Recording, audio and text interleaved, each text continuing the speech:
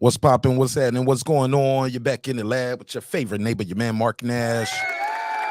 He is I am he. Wow, what a fight, what a night. Another great episode of Breaking Beats. We're going to talk about it, man. We had a lot of good boxing today. We're going to chop it up with everybody in the neighborhood and see what you guys thought of the fights. But wow, the trilogy. How are you guys feeling about the trilogy? What did it live up to all that you expected? Did you expect more? Was this the best one out of the three? Was this the worst one out of the three? Would you want to see a fourth fight? A lot of questions we're going to answer tonight on this episode, but make some noise for these warriors. True warriors went in there, put it all on the line.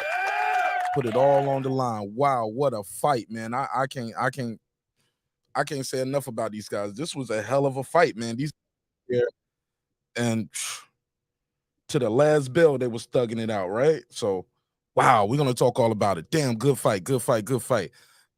So yeah. Let me drop the let me see where we at. Estrada. Boom. So yeah, I'm gonna drop the intro. We're gonna run the intro. We're gonna have a good time. I'm gonna open the phone lines up, let you guys call in and voice your opinion. Tell me what you thought about the fight, who really won. Was it a robbery, good scrap, all of the above? Yeah, man, this should be a damn good one. It should be a good one. It's your man Nash Breaking Beats. Give me 5 minutes. Give me 5 minutes. Let me run this doggone intro, and we'll be back with a lot of great boxing conversations with your man Mark Nash. This should be good, man. This should be good. But dang, man, what a fight. What a fight. Pretty close. Pretty close. Right there at the end. Shoot, I thought it could have went either way. Thought homie could have got a draw. I thought he could have pulled off a draw. But the judges saw it otherwise. But we'll talk all about that. Give me 5 minutes. Let's let this room populate. It's your man Nash Breaking Beats. I'll see you on the next one. Actually, no. I'm going to see you on this one. Give me 5 minutes. 5 minutes. Shout out to everybody who pulling up. Wow. What a fight. What a night. Let's get it. Y'all already know we got the best immediate reaction show on YouTube. That ain't me saying it. That's what y'all say. Let's run it. Give me 5 minutes, and we're going to cook this bird up. Let's get it. This is my passion. This is what I love to do. But some days, sometimes, I'm just like you, man. I hate this job.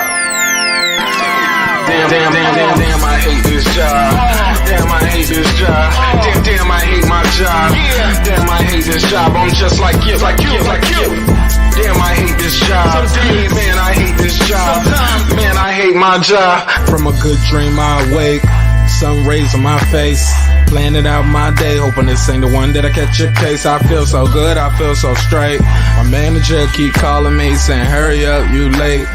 Hurry up, you lay off. Y'all, man, I hate this job. Man, I hate this job. Been trying to play it cool, but it's hard to play it off. I've been hanging on to this bullshit, cause my car still ain't paid off. I know I'm on my way up. My boy just got laid off, so y'all, man, I hate this job. Man, I hate this job. These hoes here so ratchet. These niggas here so sneaky. Y'all don't even really pay enough for y'all to only pay bi-weekly. I'm trying to double up my cash. Take this job, shove it up your ass. Yo, man, I hate this job. Sometimes I wanna say, walk in and slap my boss. This shit is getting hard. Damn, I hate this job. Gotta make it out of this struggle, bruh. And I don't really mean to take it out on you. You just a customer, but damn, I hate this job. Damn, I hate my job. Damn, I hate this job. Damn, I hate my job. Damn, I hate this job. Damn, I hate this job. Damn, I hate my job. Damn, I hate this job. We're the reason why your stockholders always stay afloat. Yet I'm asking, are they hiring? Like everywhere I go, schedule will say 9, but I think it's fine if I clock in at 9:04. I work 40 hours a week plus overtime just to be bro. So y'all, man, I hate this job. Hate that I applied. So much has transpired since the day that I was high. Told me I could advance, but you were telling me lies. Gotta give your notice before I quit, but you don't say shit right before I'm fired. Damn, man, I hate this job. Sometimes I wanna say, walk in and slap my boss. This shit is getting hard. Damn, I hate this job. Gotta make it out of this struggle, bruh. And I don't really mean to take it out on you. You just a customer, but damn, I hate this job. Damn, I hate my job. Damn, I hate this job. Damn, I hate my job. Damn, I hate this job. Damn, I hate this job. Damn, I hate my job. Damn, I hate this job. You ain't and your procedures. You and your protocol. You and your policies. None of that shit don't apply to me. You and your quotas. You and your standards. You and your 2 sick days a year. Y'all niggas bananas. Wonder why the postman's posted with hammers. Going postal with Popo on camera. His wage got him enraged. Stressed out, it's hard to maintain. He flips the middle, grabs his. He said, if you don't get the picture, I quit, you ain't shit. Mother, man, I hate this job. Sometimes I wanna say, walk in and slap my boss. This shit is getting hard. Damn, I hate this job. Gotta make it out of this struggle, bruh. And I don't really mean to take it out on you. You just a customer, but damn, I hate this job. Damn, I hate my job. Damn, I hate this job. Damn, I hate my job. Damn, I hate this job. Damn, I hate this job. Damn, I hate my job. Damn, I hate this job. Look, man, I hate this job. I put my pants on one leg at a time, just like you. I'm out here trying to take care of my family. Damn, I hate this job. It's not always glamorous, for real. But I do what I gotta do for me and mine, you know? Damn, I hate this job. Damn, I hate my job. Damn, I hate this job. Damn, I hate my job. Damn, I hate this job. Damn, I hate this job. Damn, I hate my job. Damn, I hate this job. Damn, I hate this job. Damn, I hate this job. Damn, I hate my job. Damn, I hate this job. I'm just like you, nigga. Damn, I hate this job. Man, I hate this job. Man, I hate my job.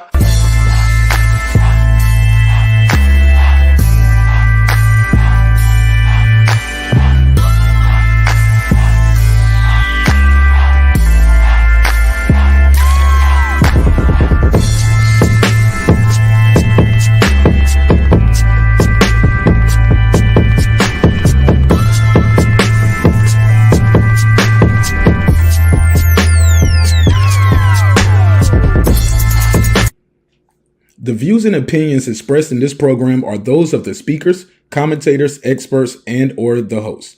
They do not explicitly nor necessarily reflect nor represent the channel's policy or the views held by the channel or broadcaster.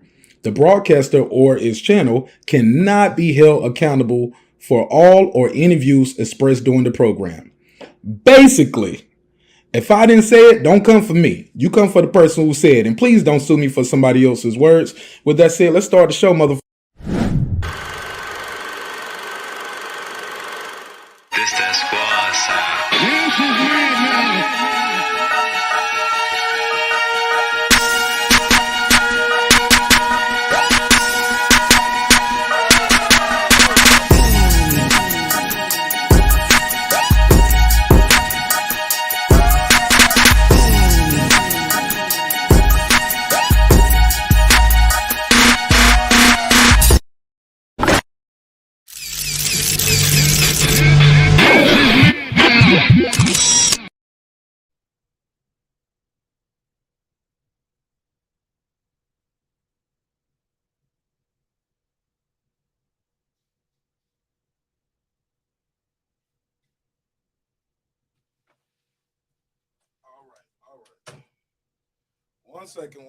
One second. Hold on. I had to give me a bottle of water. All right. Check 1 2 1 2. What it do? What's popping? What's happening? What's going on? Oh yeah, man. What a fight. What a night. My man said no audio. I wasn't even talking yet. Y'all can hear me now, though, right? Check 1 2 1 2. What it do? Let me see something. Check 1 2. All right, yeah. Y'all can hear me. Y'all can see it. Wow, man, what a fight. What a night. Make some noise for both of these warriors, man. Golly. Went in there and put it all on the line. We got a lot to talk about, though, man. Got a survey in the chat, as always. You know, I got a survey in the chat. Try to find multiple ways to keep you guys engaged. Damn, who y'all think really won this fight, man? Was it a draw? Was it close? Did Estrada walk away with it? Any complaints? Gotta ask. Boxing fans, you never know. Probably got some complaints out there. This fight wasn't good, Mark Nash. Should have been a stoppage. Oh, I didn't get a knockout. Man, knockout or not, man. This fight right here lived up to my expectations. This YouTuber was thoroughly entertained with the performance of both gentlemen tonight. Make some noise for these. Make some noise for these guys. Hell of a fight, man. Hell of a fight. Shout out to HLD in the building. What up? Boxing Scholar is here. He said, I'm at work. What happened? It was a good fight, man. It was a good fight. Estrada pulled it off. Cards were, we had a 114, 114, 115, 113, and I believe it was 116, 112. I don't know how I felt about that 116, 112. I thought the fight was a lot closer than that. I'll drop the number out here, let you guys call in, voice your opinion, and what you thought. Tell me what you guys thought about the fight. Also, we got to talk about the Tyson Fury fight today. I couldn't do no reaction to that one, man. Today was my family's annual Christmas photos. We do a family photo around Christmas every year, so today was that day. So we can react and on that one too. Also, man, Daniel Dubois, man, pulled that one out today. Didn't he pull it out? Pause. Whoa. Daniel Dubois got dropped 3 times in round 1. Came back in round 3 and ended that shit. Wow. Man, we're going to talk about it. Let me make sure I got this phone number on the screen so y'all can call in and voice your opinion. Also, I'm going to do a quick neighbors only roll call. Shout out to all the neighbors. Without you guys, the show wouldn't be the show at this level, especially at this level. So let me do a quick roll call. Shout out to everybody who's here now. Wow, what a fight, man. I was thoroughly entertained with this one, bro. I'm sorry. I know some of y'all don't be liking these the Rock'em Sock'em Robot, but man, it was a lot of skill in that as well. So let me do a quick neighbors only roll call to the people who keep the lights on. Shout out to Kansas City Mac. What up? What's poppin'? Kansas City Mac in the building. What up, fam? What up? Ill Status Boxing. What up? Ace Retro. What up? That guy Eclipse 330. What up? Tank the Sweet Science Examiner. What up? Beyond and Above Media. What up? Pittsburgh T. What up? Ben Adams. What up? Juan Epoxy Magic. What up? Kevin Brower. What up? SF City Slicker. What up? I Know Boxing. What up? Stephen Bateman all the way in Australia. Mama, we made it. What up? Karma Serene. What up? Deuce Times. What up? Boxing Lounge. What up? It's Mex. What up? Mike from Boston. What up? Ryder the Storm. What up? Here to There. What up? Queen Miss Snow Bunny. What up? God Body News. What up? Taylor Bell. What up? Maddie Yoel. What up? C Jones 0224. What up? Cliff Bailey. What up? Con Shinery. What up? Cooking with Sir Senior. What up? Cooking with the Champ. What up? On the mic with Terrence Bailey Sr. What up? New Media Today, USA Boxing. What up? HLD. What up? Brandon Washington. What up? Born Supreme. What up? Lady Shandon Dim Season. What up? Dub Right Side. What up? Kiddo. What up? D Bevel the Champ. What up? Rob G Films. What up? And of course the big fish himself, my good brother Derek Lincoln. What up, gangsta? Make some noise for all of y'all. Wow, wow, wow. Big fight. Big fight. Massive, as they would say in the UK. This was massive. Chocolatito lost, man. Now, let's be clear. Chocolatito, this slow starting for him is starting to become detrimental. Now, if we're gonna have a 4th fight with these guys, we can't wait mad long to do a 4th fight. He said, "Hey, look, I'll do the 4th fight, as long as they pay me." Estrada said, "Yeah, he deserves a 4th fight." But what about Ben Rodriguez? Where he fall in line at? Like, cause Estrada is what, 35? 35? I mean, if we're gonna get a 4th fight, yeah, they're gonna have to do that sooner than later because these guys ain't getting no younger. I'm so thirsty, excuse me. Drumming for life, what up? So let me see what they're saying, and I'll take some phone calls on this one. Piotr, Rob G in the building. What you guys think of this damn fight? Wow, man. I enjoyed it. Let me see what they're saying. Poppy Chubby said, Sonny Edwards deserves a shot. There you go. Yeah. Right. But man, I ain't gonna lie, man. I thought Estrada was coming on strong at the end. I thought this fight could have ended in a draw. Put a case on me. I'm sorry. It was hard for me to give Estrada some of them rounds at the end. Like that constant pressure, and he was tagging Estrada ass. Oh, he was tagging him. It's hard for me to give some of them rounds to this guy fighting off the back foot all night long. Well, not all night, especially after the second half. Thought he was giving him that work. He said, meth. What do you say? Meth Bureau? Mad Dog in the building. Lisa said, I don't think Chocolatito has anything left to prove. I mean, well, he didn't sound like he was about to retire, though.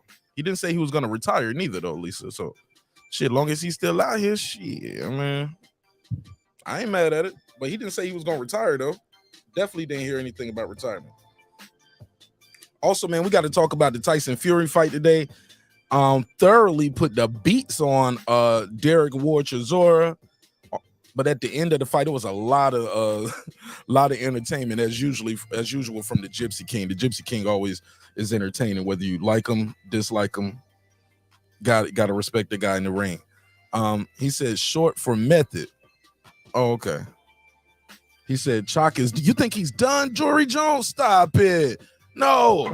Got to put a case on you. He's not done, is he? Is he? It's a wrap. You said he's done. He said it's only one method. Clap back. He said Gallo got his ass beat. It's rigged on the belts. He said it was. He said he got robbed. Was it a robbery or a good fight? Clap back. Clap back said he got robbed. All right. Poppy Chubba in the building. He said Estrada best work was when he was able to hold the center and create space. Man, I thought yeah, but most of the fight he won't doing that. That was like early in the fight, Chubby. That was early in the fight when he was doing that. After that, he was on the back foot. Even early in them earlier rounds, he was on the back foot, fighting off the back foot. Somebody said Estrada let Chocolatito live. Man, shit, Chocolatito was putting them beats on him, dog. I don't know about that. I saw a lot of right hands.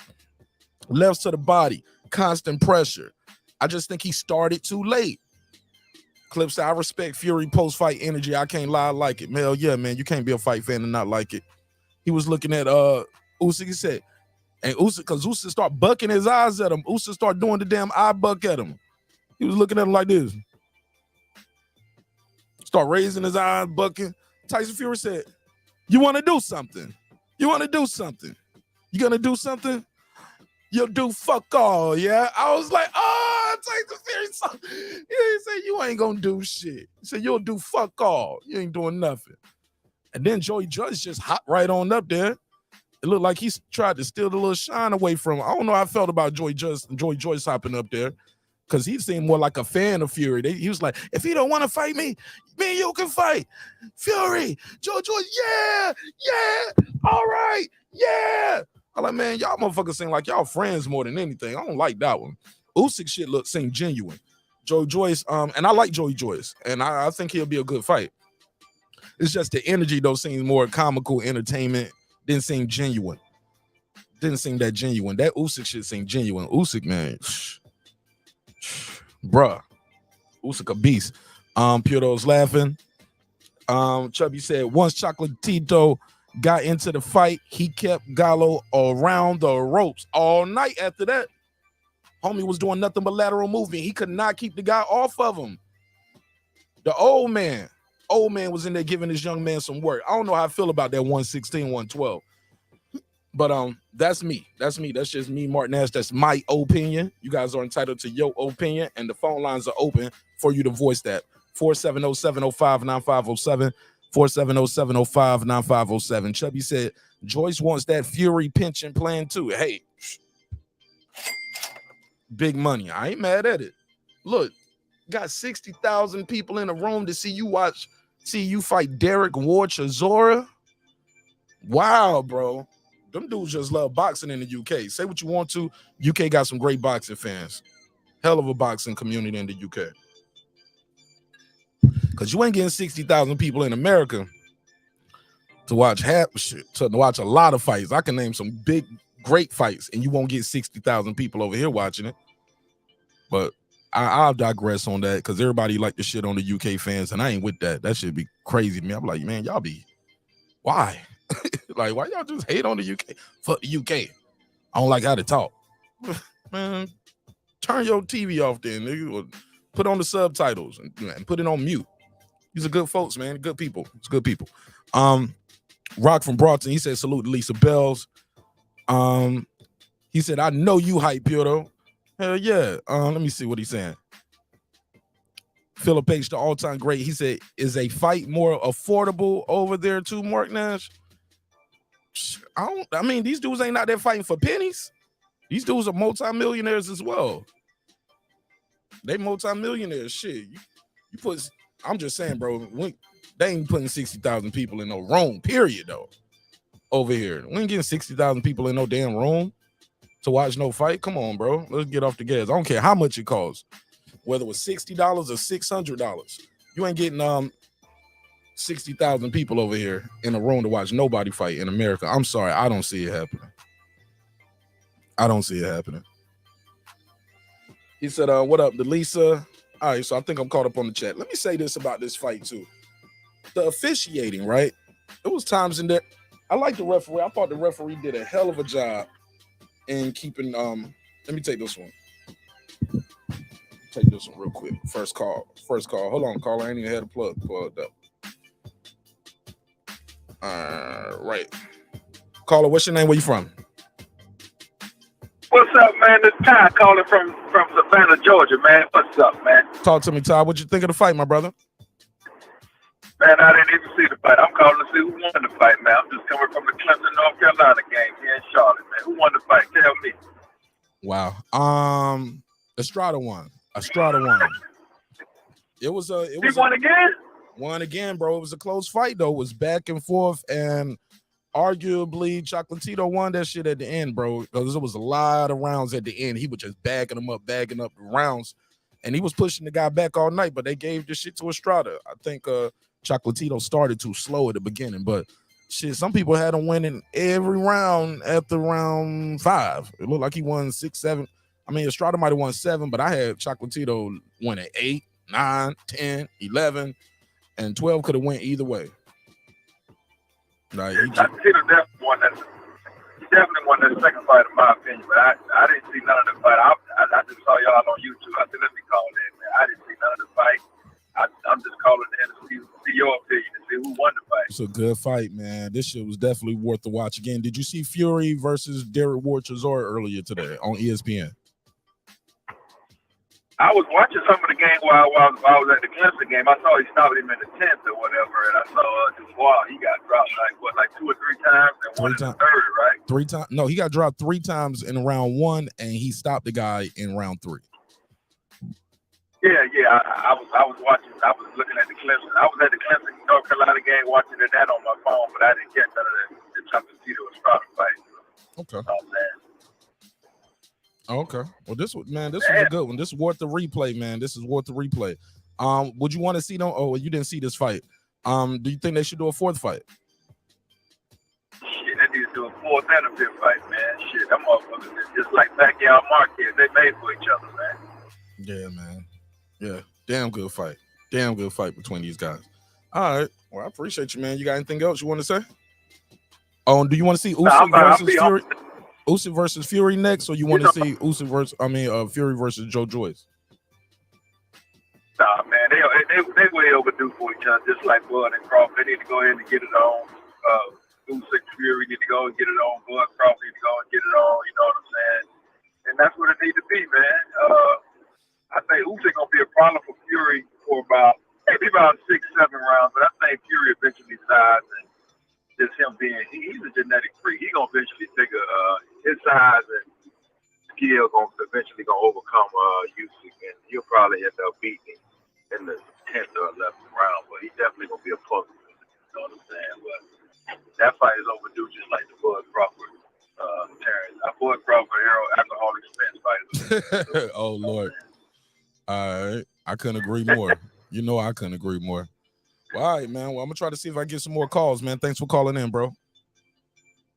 Yeah, go ahead. I'm about to pull up at the crib. I'll probably get back on and listen to y'all for a little bit. I'll be at the crib for like 5 minutes. All right, be safe out there. Be safe. All right, cool. What up? All right, good call, man. Good call. Shout out to the homie Ty. Boxing Scholar said Fury will never fight Usyk. He will fight Joyce. Damn, you don't think he will fight Usyk? Why not? Why not? You think he's scared of little Usyk? He said, you little rabbit, you little raggedy teeth rabbit. Man, I like Tyson Fury, man. Them post-fight interviews, them joints are hilarious, bro. Comical to me. I laugh every time. I don't like his singing that much, but I was like, man, this is weird. But yeah, as far as entertainment, yeah, the kid is an entertainer, man. Say what you want to, man. Tyson Fury is definitely an entertainer. And did a hell of a boxing job, too. So you can't take away the guy's boxing skill. The guy is like 6'9", damn near 300 pounds, and they're moving like a light heavyweight with some of the boxing moves that he does. Very creative with his boxing moves and his attack. Lisa Bell, she said, congratulations to El Gallo. El Gallo. Much respect to Chocolatito. What's next for him? What is next for Chocolatito? She said, Boxing Scholar said he does everything but send the contract to get undisputed. Well, this was a tune-up fight. We already knew that. I knew he wasn't gonna. Nobody expected him to fight Usyk this year because Usyk said, I'm not fighting until early next year. Fury said, I need to get a fight. So I understood this whole thing. This was a business move. I'm helping one of my old buddies get a paycheck. You know what I'm saying? Send you out the door the right way. I understand it. I understand it completely. Just people always think because you're not getting the fight that you want when you say it should happen, somebody's scared or it. Nah, man, it's not like that. And I ain't saying you saying all of that, Boxing Scholar. I'm just saying in general. There's a lot of people to say that. Clip said, I think so too, Rock from Brockton. He said Fury is gonna duck Usyk. That's why Joyce came up there. Man, Joyce looked out of place right there. I don't know why Joyce was up there. He was having fun, man. He was just happy to be there. Usyk had the look of a killer. Put a case on it, boy. Usyk looked like he ready to murk something right then. Wow, great fight though. He said he does everything. Okay, I read that one. He said I've really enjoyed Velazquez and versus Rosales. Yes, man. Rosales pulled off the upset though, didn't he? Did you see that? Did you see that happening? Wow, shocked the world. It was another one up there that I didn't expect to see it happen the way it happened. What was it? I got to look at the card. Damn good fights up there. Really proud for all of these dudes. He said, Crawford scared. Okay. Ain't nobody even talking about Crawford. Ain't nobody talking about Crawford, but okay. I guess he's on your mind, HOD. You can't get him off your mind. Can't get him off your mind. Your favorite fighter got a fight coming up. Don't he? You should be focused on that. He said, Usyk looked like an old man waiting at the bus stop. Hilarious. Nah, man. Usyk looked like he ready to do some work. Usyk like he was ready to do some work to that dude right then, right there. Tonight. Usyk like he was ready to fight tonight. I don't know what y'all be saying in Usyk. Usyk, I think he's legit, and I don't think Tyson Fury has no fear, no damn Usyk. I don't know if he's gonna beat him neither, but he should be able to pull it off with that reach and that damn reach is just crazy, man. That nigga got go gadget arms, but he should be able to pull it off. But only time will tell. We don't know. That's why we got to see the fights. But I ain't with that calling guys scared. I ain't with that calling nobody. None of these dudes ain't scared. Y'all be saying dude's scared, and then the opponent will say he's not scared. That'd be the crazy part when y'all call guys scared. Then the opponent be like, I ain't scared. I mean, he ain't scared. It's like it's just business or blah, blah, blah. Shout out to Chubby. Thanks for supporting the show in a major way. Let me give him the $5 drop. Thank you again for supporting the show in a major way, bro. I got 5 on it. He said the opening fight of Velazquez versus Rosales was great. Seats were full and Arizona was repping. He said Reynoso matched his fighter tough, which is refreshing. Man, I like Eddie Reynoso. A lot of his fighters get matched up tough, man. People be thinking these guys are all cakewalks and should just be a gimme fight. Man, when you at this level, at that top level, ain't a lot of gimme fights, man. All of these dudes can do some damage to you and hurt you and get you up out of there at this level. You'll see guys that not even known for being knockout guys, stopping and dropping guys when you at this elite level. So, but you're right about that. You're 1,000% right about that. Hold on 1 second. No, just lock the door right there. Lock the door.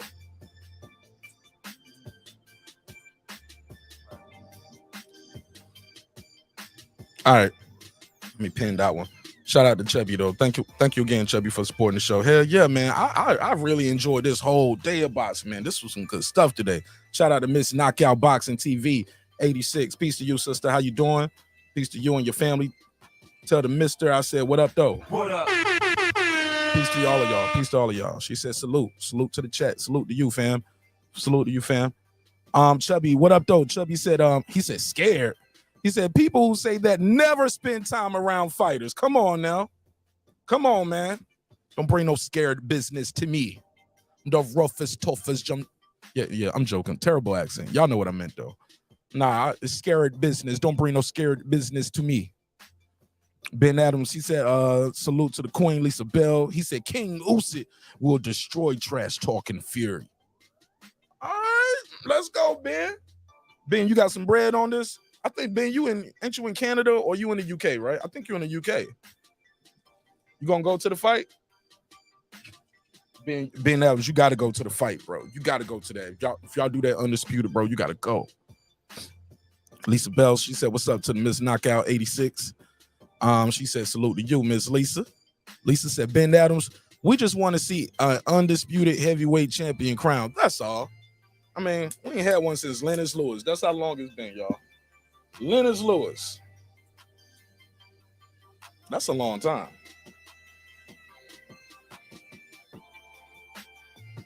Wow. Lennox Lewis. That's a long time ago. But I keep telling you, Lisa, nobody, man, people don't be respecting these guys undisputed. Everybody say they want to see undisputed, get it undisputed, and as soon as the fight is over, small hats, they up there shitting on the guys. They be like, oh man, he had the weakest route to undisputed, or he's the weakest. That shit is like, hold on, man. I just want to come on, bro. Matter of fact, hold this other one too. I mean, I got love for y'all. I would never do that in real life, but for entertainment purposes, yeah, hold another one for me. Good night, man. Everybody want to see undisputed. As soon as it's over, y'all shitting on the fighters, saying somebody had an easy route to undisputed. Ain't that an oxymoron? Isn't that an oxymoron? They spent their whole life to get to this level, man. Spent their whole life getting to this level. And as soon as they get their undisputed, low IQ boxing fans, he had an easy route to undisputed.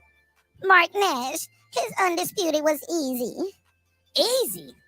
Easy? Never heard of it. Never heard of it. Never heard of it. Never heard of it. Get out of here. Chubby, he said, honestly, Mark, I assume Rosales was food, but he brought lots of game. Hell yeah, man. I didn't expect that neither, homie. Not like that. Good scrap, man. It was a lot of good fights today. I'm all over the place with all of them, but it's all good. I'll take some more calls whenever y'all want to call in. Phone number is on the screen, 470-705-9507. Let me make sure I got it scrolling at the bottom of the screen, too, so while I'm reading comments, you guys can still see the phone number. There you go. I'll put that at the bottom right there. 470-705-9507, 470-705-9507. Call in, voice your opinion. Tell me what you thought of the fights today. Okay, read that one. Read that one. Peace to you, sister. Cheers, cheers. She said, oh, that was the fight. What was fight of the night or fight of the day? Did y'all think y'all did fight of the day yet? Let's do that. What was fight of the day? Now that fight right there. Now, let me see if I can pull that up. Let's see if I can pull some shots of that. That Pacheco fight, man. Let me see.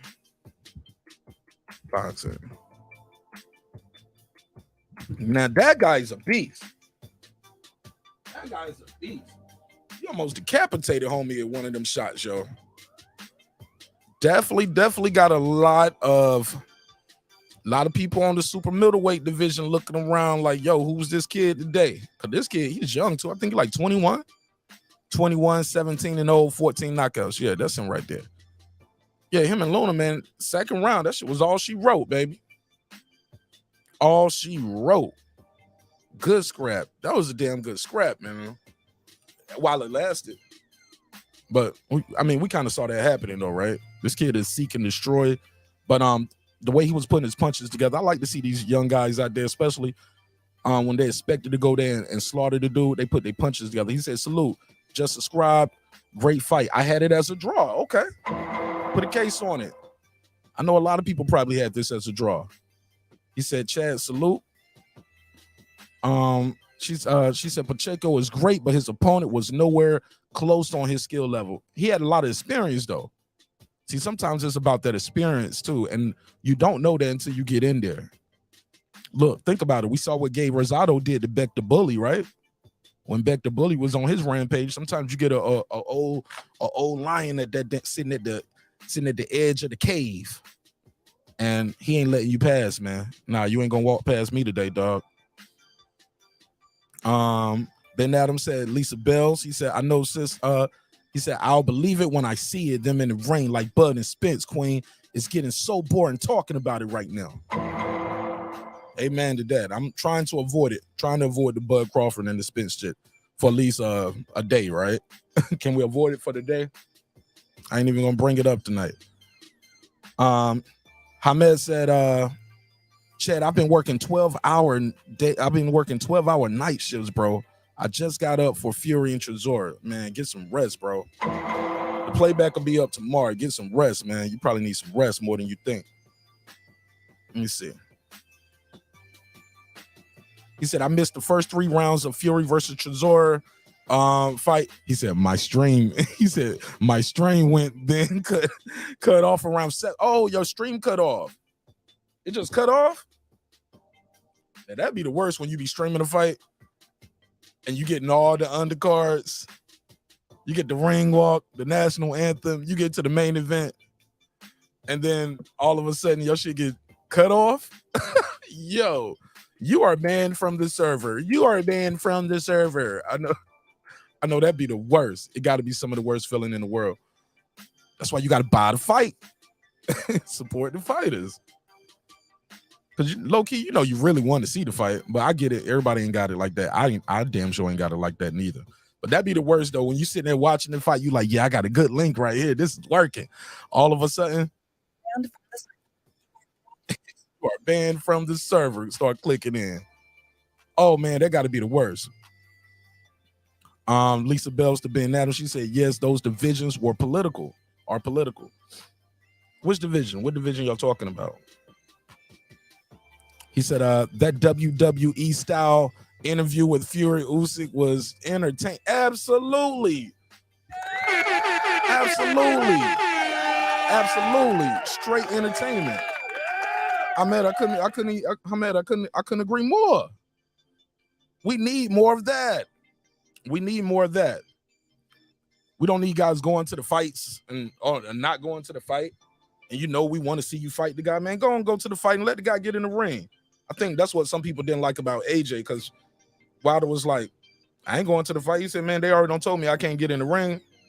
Because fans be thinking you just jump in the ring. I'm like, no, you are allowed to get up there.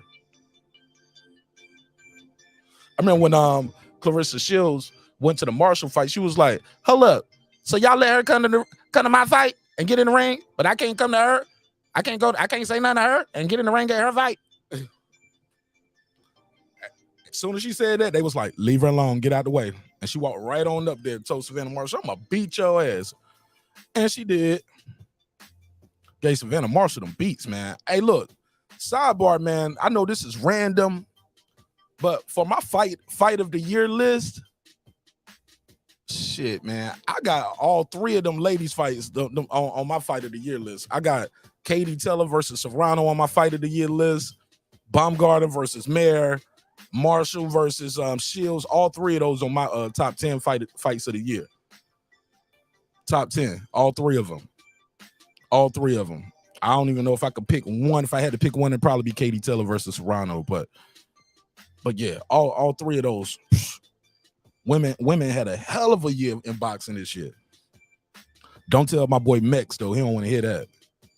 I tell Mex, he me up here talking about women's boxing. He gonna be like, I don't want to hear that.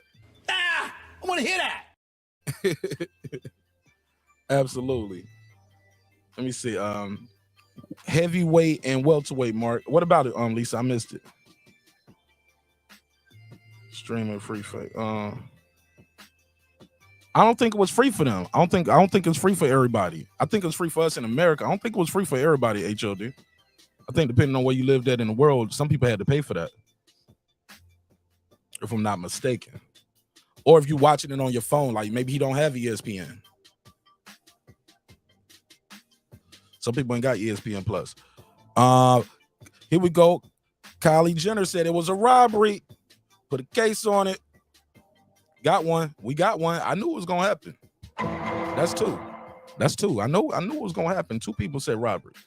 He said cut off before the intros. I normally stream on my laptop. I just woke up. All right. Oh yeah, or it starts buffering. That'd be the worst, man. I'd be like, yo, I thought I had a good stream. Then it started messing up. He said, it's funny because I would have gladly paid for a pay-per-view for tonight's fight. Oh, Chocolatito, I think this was on DAZN. Yeah, so if you didn't have DAZN, yeah, you had to stream this one too. Some people don't buy DAZN. They cancel that. Hamed said, Chad, it should have never have been pay-per-view in the UK. I called the ending of the ESPN telecast. Ward Testator flew out credit to Top Rank. Oh yeah, they did. Oh yeah, they did fly out.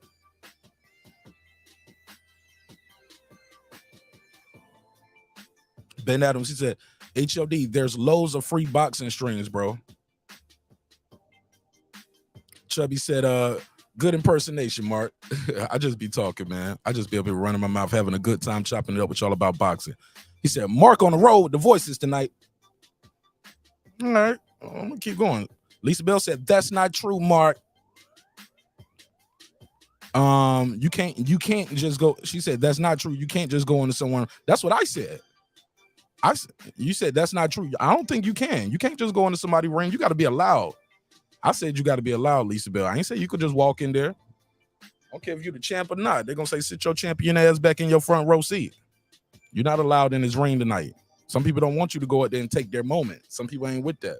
I remember Floyd got real mad. Remember when Mosley jumped in the ring?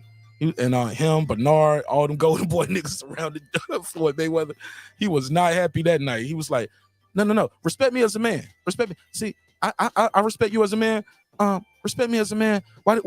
You know what I'm saying? Why? Like I said before.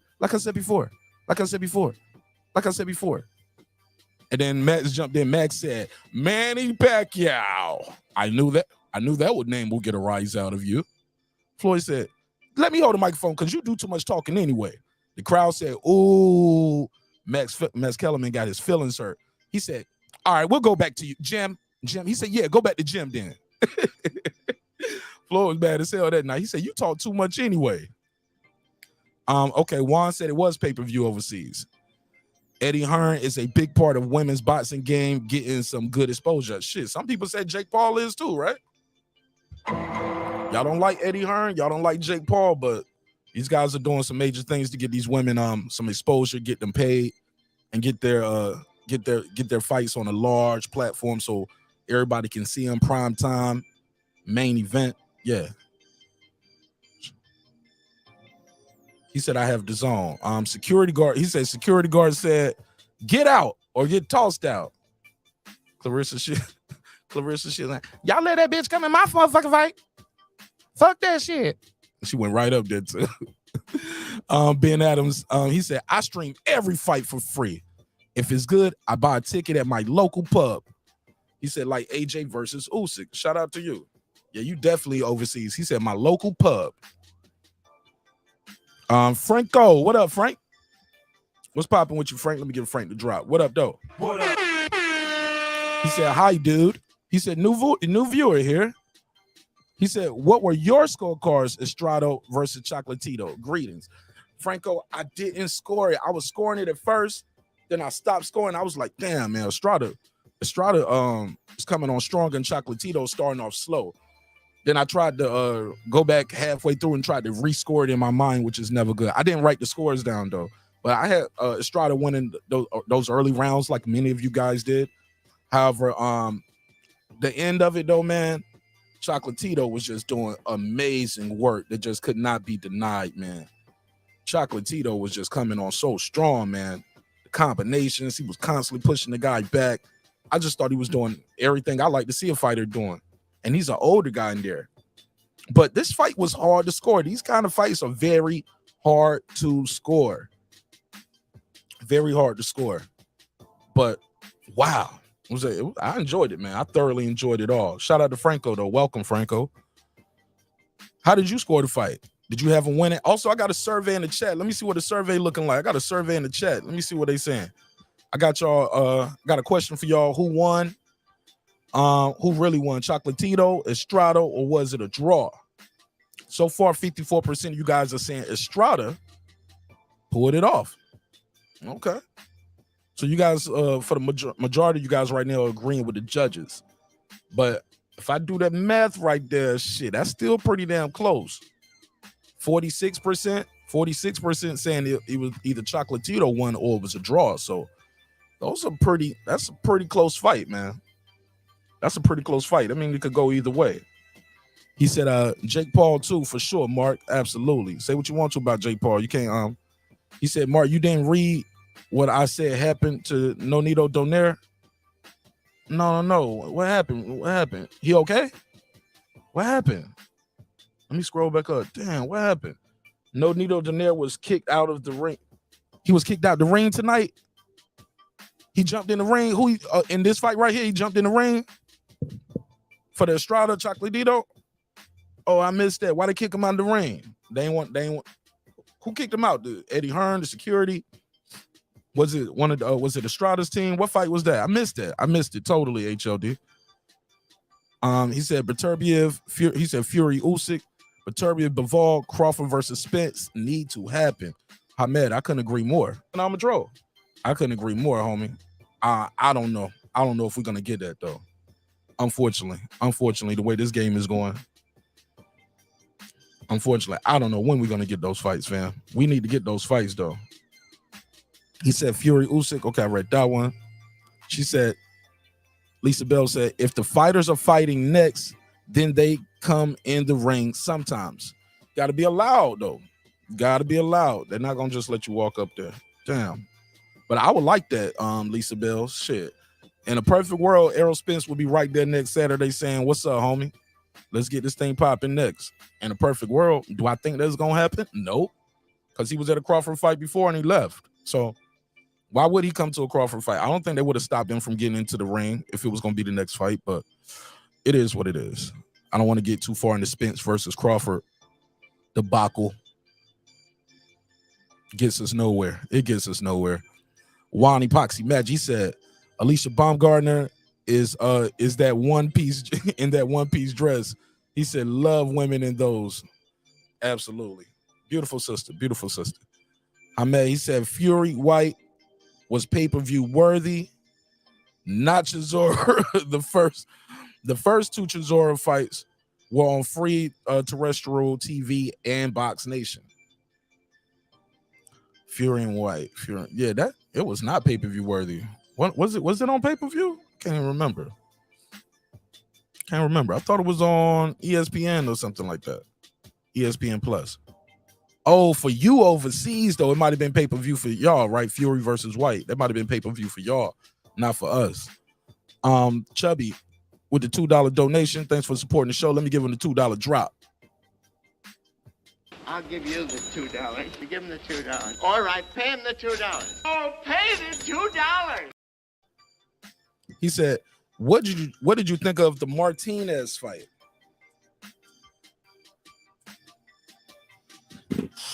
What did I think of the Martinez fight? I mean, be specific, Chubby. I need more specific. Like, I mean, it is what it is. You win something, you lose something. I'll see you on the next one. Give me more specific what you mean by that, like, because when you go back and think about these cards, man, let me see. It's some things that happen on some of these cards that I'm like, man, some of these guys probably shouldn't have been in there. But that was a majority decision, if I'm not mistaken. That was Martinez fight. I thought he was beating that dude up. Oh, that was the one with the dude. Carmona had the damn his hand. Didn't he mess his hand up or something? That was for the fly title, right? WC World Flyweight title. Yeah, he won that shit, man. That guy was fighting at a deficit too with one hand. But early on though, man, I thought he was getting with him. He was his movement looked like he was giving Martinez some trouble, but it was that hand. I think that was the fight where, yeah, like I said, you win some, you lose some, fam. You come back and fight again, but he only had one hand pretty much the whole fight. All he had was the left jab and the left hook. I remember his corner asked him was something wrong with his hand, and he said, "Nah, I'm all right." I was like, "No, you're not, fam. No, you're not." And I think what's the kid name? Eddie Reynoso coaching the other guy. Yeah, they picked up on that. They picked up on that real quick. The guy was fighting at a deficit. Wouldn't you like that, man? Shit. Only a few all-time greats I seen going there still fight with at a deficit where they missing like an arm, broken jaw, stuff like that. Still fight and still win through that. It's hard, bro, to win any fight, especially at this elite level. These guys are elite level guys, man. You and they're trying to fight them with one hand. Psh, that shit ain't gonna rock. You ain't gonna get too much off with that. But overall though, good comment though, good question. But yeah, I wouldn't mind seeing that guy again though. How you say his name? Carmona. I think that was only his 8th fight, right? He was a newbie in there. And this was a good get back fight for Martinez after losing too to Chocolatito. Damn good fight. I ain't gonna lie, but even with one hand though, that guy Carmona was doing some good work. The way he can move around the ring, the ring generalship, the jab, the check hook. It's just like I said, when you're at a deficit and you're missing your right hand, and that's your power hand, it's going to be real hard for you to beat these guys, especially little guys. They throw so many punches. He said, I missed the Dubois fight. Did you guys catch it? Hell yeah, man. As soon as that fight happened, I think I text Coach Malachi, text Reggie, because I was like, yo, y'all watching this shit? Because he had just got dropped. And then the second time, he threw a punch and dropped his damn self. I was like, yo, what's going on with Daniel Dubois? But he was still hurt from that glancing shot. And oh my God, the kid did not put his foot on the gas in the second round. Big mistake. And then he got knocked out. You can't make that up. Hamed said, I remember watching Mayweather Marquez fight. That post-fight interview, Mayweather Marquez fight, that post-fight interview laughed my ass off. Hell yeah, Shane Mosley jumped right in the ring. I just want to know, I want to give the fans what they want to see. You know, Mosley versus Pretty Boy. Floyd's like I said before. Yeah, Floyd did not like them jumping in the ring on him. I can't think if anybody else ever did that after that with Floyd. Trying to think, did anybody else ever step in the ring after a Floyd Mayweather fight? I think that was the last time that ever happened. He might have cut that shit off. Like, hey man, don't ever do that again. He was like, yo, it's my time to shine. He said, you know, let me get my piece. He said, yes, in the Chocolatito Estrada, he was going to challenge Estrada. They cut that shit right off. They were like, no, get your ass out of here, Nonito. Go sit back in your seat. Shout out to my guy, Coach Malachi Williams. What up, Coach? Salute. Shout out to my guy, Coach Malachi. Hell of a show. Hell of a call over there, too, Coach. I couldn't comment, but I was listening, man. Definitely peeped in. I was flipping back and forth between yours and Reggie's. But yeah, I couldn't really talk. I was putting my baby down, put my baby to sleep, but I was listening. He said, shout out to Hamed. He said, Ben, yeah, I was shocked he got dropped 3 times in the first round. Well, yo, who was the guy that got dropped 3 times? He got up and he was trying to still fight. The referee thought about it, and the referee was about to let him keep fighting. But his corner was like, damn, referee, you trying to get him killed? The referee was like, if he dies, he dies. That referee didn't give a damn. He was about to let homie go out there and get decapitated. I was like, man, he already got getting his ass beat in here. Oh, I think that was the fight we were just talking about with the young guy, the super middleweight. She said, Martinez is so awkward to me. Yeah, he is. He's awkward, but that shit work. He make that shit work for him. So I ain't mad at it. Somebody said the whole show was a joke, mate. What show? What whole show was a joke? Alonzo, amazing. He said, wow, what a fight, a trilogy that lived up to the hype. Now, that's one thing we can say. That Fury Chisora was not the trilogy that we wanted, right? I get it, but that's not what we was looking for. That's not the trilogy we was looking for. Let me see. Queen Lisa Bells, Hamed. Okay, I cooked for the first hour. I think I dropped the link for this next hour, and then I can close it out.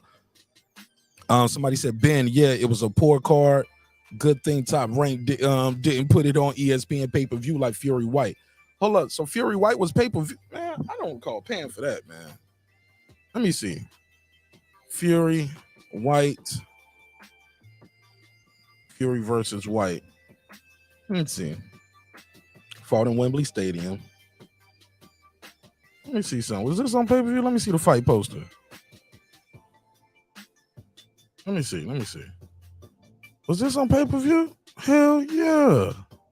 ESPN Plus pay-per-view. And the US BT Sports UK down.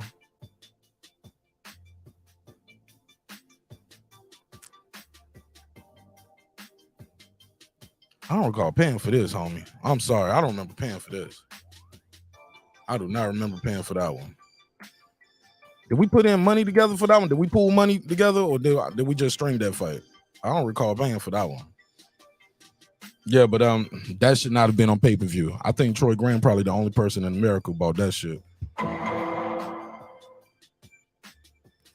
Okay, Ben, I agree. Chisora put up a better fight, but on paper was a tough sell. Yes, it was. Chisora put up a better fight than a lot of guys versus Fury, if you know what I mean. Okay. Do I got to say it? Yeah. Definitely did better than Dillian White. Dillian White did all those years talking about, I want my title shot. Need my title shot. You know, Tyson Fury beat the damn jerk chicken and oxtails out of Dillian White. Oh, he knocked the beef patties out. He went in there and threw that uppercut, knocked all the rice and peas out of Dillian White. Oh, more tune for his head top. Tyson Fury beat the shit out of Dillian White early, too. Dillian White came in all fat and out of shape, too. Come on, fam. He didn't give a damn. I don't give a damn. Dylan, I don't give a damn White. Went in there and stunk the joint up. Yeah, Chisora definitely did a better job than Dillian White. He said Chisora did better than White in all three fights. White was always garbage. Uh-oh. Shout out to my brother Troy Graham. He coming to get you for that one. Ben Adams, he said, man, Chisora head looked like a Halloween pumpkin when the fight was over. Absolutely. Absolutely. He was getting his ass beat on, man. That thing he normally do where he go to the rope and lean on the ropes and try to get a break, and Tyson Fury didn't allow none of that. He jumped right on him. Bing, bing, bing, bing, bing. Start dinging on him. Ping pong. Start playing ping pong with his face. Bing, bing, ding, ding. It was over. He couldn't get none of them little breaks. That shit wasn't about to happen. Somebody said Floyd was stuttering. Floyd has a stutter. Him and his father. He has a real stutter. So when you hear Floyd stuttering, sometimes it ain't like no scared or nothing. The kid always had a stutter. Ben Adams, he said, I hope Chisora retires now. I love Del Boy, but I don't want to see him take any more punishment. Come on, bro. Y'all know what's happening with Chisora. Y'all seeing it right here in real life, in real time. Y'all know what's happening to the guy, right? All right, so don't be surprised. I ain't speaking nothing ill on the kid. I ain't speaking nothing ill on him. But y'all know what's going to happen, right? Y'all do know what happens when a guy like Derek Chisora hits a certain age, right? Okay. Just remember you heard it here first. I was looking for the announcement about him retiring. I beamed in on Red Show after that fight. He didn't say nothing about it. Yeah. I wish the kid nothing but the best, man. He's a young guy. He's 38 years old. He's younger than me. You know what I'm saying? 38. He a rough looking 38, homie. He definitely looks older than me. Had a hard life. And he got it out the mud. with lefts and rights. But I'm telling you, man, y'all know what's gonna happen about another 20 years. I'm just saying, save your money. He gonna need it. He gonna need it. Save your money, Derek Chisora. This guy taking too many punches to the head. Too many punches. That referee could have been stopped that fight, man. The referee could have been stopped that fight. We didn't have to see Derek Chisora take a beating for 10 rounds. Even with the way the referee stopped it right there at the end, could have been stopped that shit. Let me see where we at with the likes and the views. Wow. Okay. Damn. Guess nobody can click the like button today. All right. Let me see. Where we at with it? He said Chisora wasn't a paid actor. Wasn't a paid actor as a sparring partner? I don't know what you mean. What you mean by that, HOD? He said Chisora wasn't a paid actor as a sparring partner. Am I reading that wrong? Or is it typed wrong? Or am I reading it right? And I'm just not interpreting it correctly. Lisa Bell said, I don't even know why that circus is giving credence. What circus? What circus? You talking about Tyson Fury versus Chisora? Because it's a tune-up fight. It's a tune-up. We have like guys, man, a lot of y'all are boxing fans my age and older. Some of y'all are younger than me as well, but y'all know we had these tune-up fights before, man. This shit that didn't get started now. And then we're in the new day age, this new era where tune-ups don't happen, or people look at you bad when you have a tune-up. I remember people go in there and for a tune-up fight and get their ass tuned up too. Oh, they'll get their ass tuned up at a tune-up fight.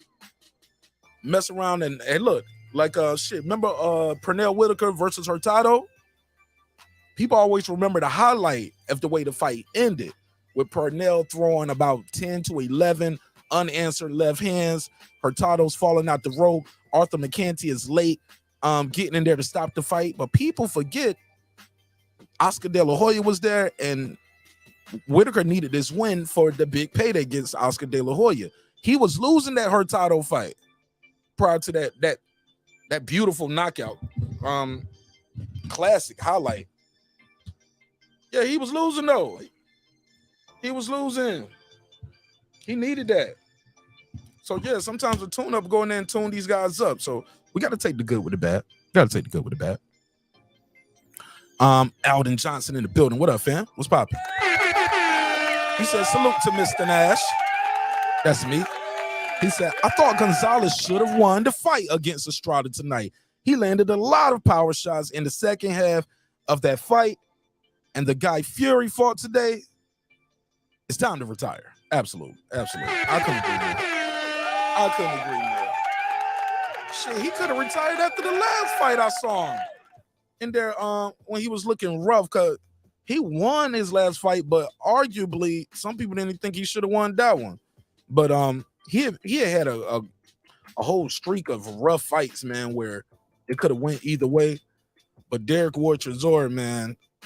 Oh, that's who he fought his last fight. That shit was a rough fight. He got a split decision over Kubrat Pulev. And that was a tough fight. And he was getting his ass whooped in that fight too. But Pulev was cut over both his eyes. I remember that fight. That was bad. That was bad. But I think a lot of people sometimes in boxing too, them refs, they judge that blood a lot. But that Joseph Parker fight before that, he fought Joseph Parker back to back.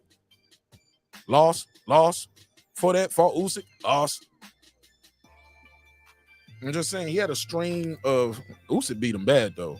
Joseph Parker beat him bad. But that last time he fought Joseph Parker, I thought that was a lot closer. I thought he did some good work in there, but clearly he lost though. Because he would take them breaks. He'll just go sit on the ropes. And it was times when he fought Joseph Parker, man, go back and watch that fight, gang. He would literally get up, turn his back, walk towards the ropes, and wave the man in. Let me see if I cam up. Bro, he would do like this. Turn around, walk to the side, then do like this, like, come on. I was like, bro, in America, they would have stopped this shit. America would have stopped this fight. You can't just turn your back and walk. Like, nah, I'm going to go over into the ropes real quick. I'm like, nigga, this ain't no break. But it is what it is. It's going to be what it's going to be. Let me see. It's been an hour. I've been an hour. I've been cooking for an hour. I'll drop the link, see if anybody want to pull up. Tell me what you thought of the fights. There you go. Y'all can pull up. Tell me what you think. But yeah. Derek Chisora definitely needs to retire. I don't want to see him take no more punishment, homie. I know how this shit ends. I've been watching this boxing thing for a long time. Long time. Over 30 years. Long time. We know what happens to guys like him. Not defensively sound. I think Andre Ward said it beautifully too while he fighting. He said, when guys get his age, it takes more energy for him to slip or dodge the punch. So they'll just take the shot and then try to deliver their own. The defense causes them too much trouble to even put the effort up. And I was like, damn, that's bad. That's bad. I don't want to see Derek Chisora out there.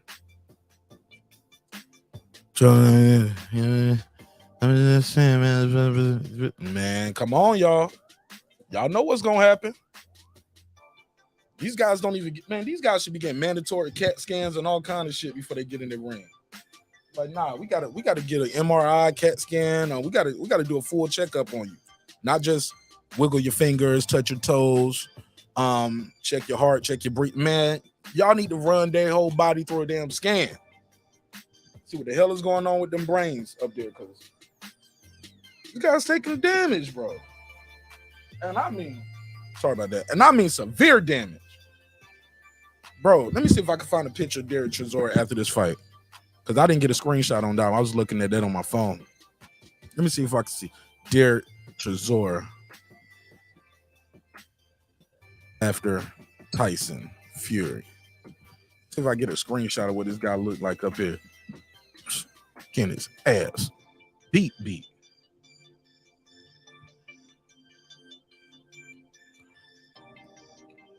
Let me see.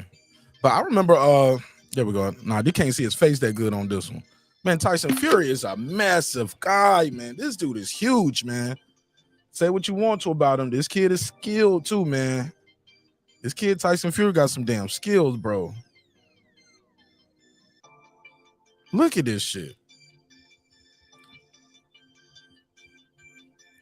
Hey, look, I heard Andre Ward using my bars earlier today. He said, and he looked like this guy built like a bag of milk. I'm like, y'all think he built like a bag of milk? He's in better shape than we think. Here we go. Now I can see his face. There we go. That's what we needed right there. There we go.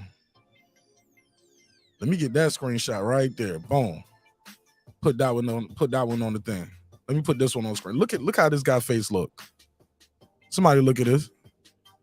Let me put this screenshot up here. Somebody look at this. Boom.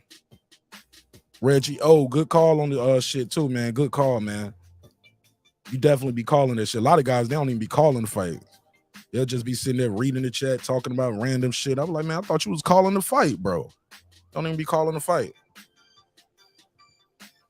Let me see. Boom. Damn. Good Lord. Pumpkin face side of the game. Retire. I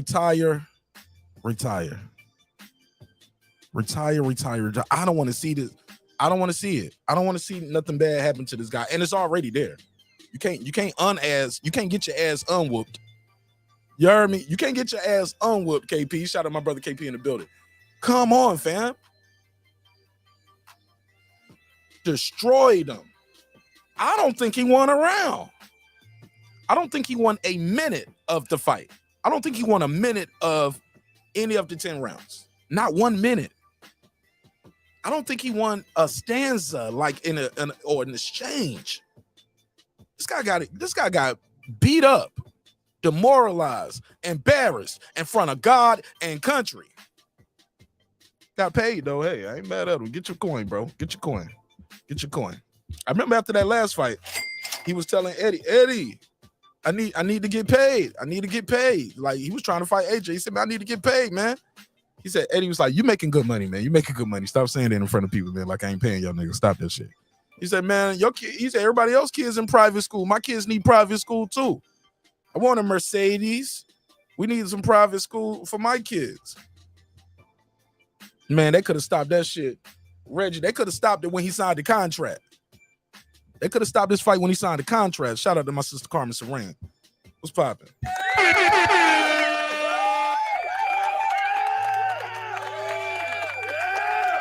Yeah, it was just a payday. It was just a payday.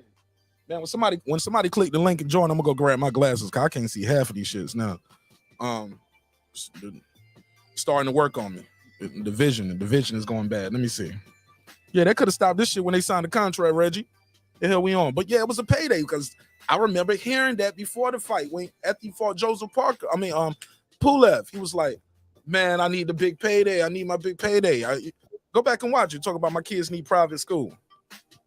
Oh, goody. Hey, Lisa, how you doing? I'm good. Talk to me about the fight. I'm gonna listen on my phone real quick. I need to go grab my glasses. Which one? Because I didn't see the Fury one. I thought you was Tyson Fury biggest fan. Hell no. I am not a Fury fan at all. I never have been. Lisa, you know I was saying that just to turn you up. I knew you was gonna get turned up. You was like, fuck no, that. I'm not turned up. I don't really rock with him like that. Never been a fan of his. Even back in the day. I just think people just act like he the greatest, you know. Reggie Owens said he's the greatest heavyweight. I don't know. What did he say? What that got to do with me? I was because you said some people say he's the greatest. That's why I was bringing it up. Because I don't hear that a lot.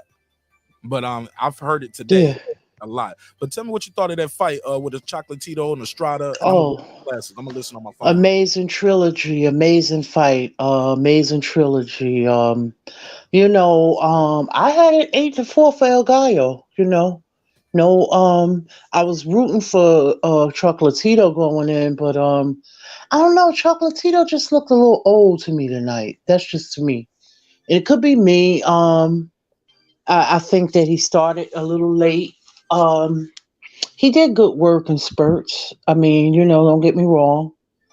At the end of the day, he's a warrior. They both are.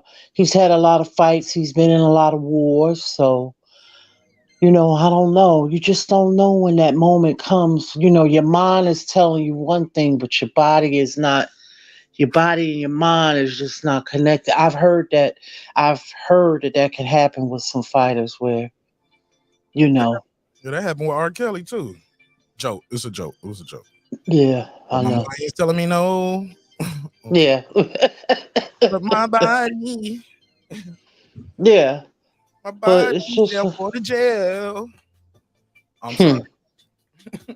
Yeah, it's just like I don't know, Mark. It's just like at the end of the day, like I don't know, man. Fuck, man. This lived up to it. So you thought it was a good decision. Estrada won, right? In your opinion? Yeah. Some people are saying this and that, but I literally scored it. And I normally don't score fights live. Like I'll do that when I'm on a rescore, but I just scored it directly in like the first few rounds. Estrada, El Gallo had won. Because like Chocolatito didn't have his range right, and then the second round he started pressuring him a little bit more. Like he was front foot, like trying to push him back or whatever. Like. I'm not pushing back, but closing the distance. So, like, but El Gallo was doing that left to the body. He was doing that really well. His reach is longer, slightly longer. So, I don't know. It could be me. Like maybe people said Chisora got old, but Chisora he's just been in a lot of wars. But see with Chocolatito, he's highly skilled, But yeah, man, it was a good day, fights at the end of the day, Yeah. What was the fight of the day for you? Which fight stood out? That of course the trilogy at the end that stood out for me because it closed out it was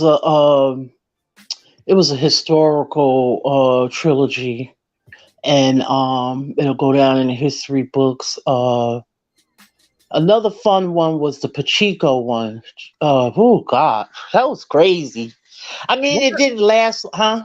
Yeah, that was the round. It didn't even last for 2 rounds. But then he dropped that guy like 3 times, and the referee said, Lisa Bell, whenever I see fights like that in my mind, because you can't hear the ref sometimes. The referee, give me your gloves. Let me wipe your gloves off.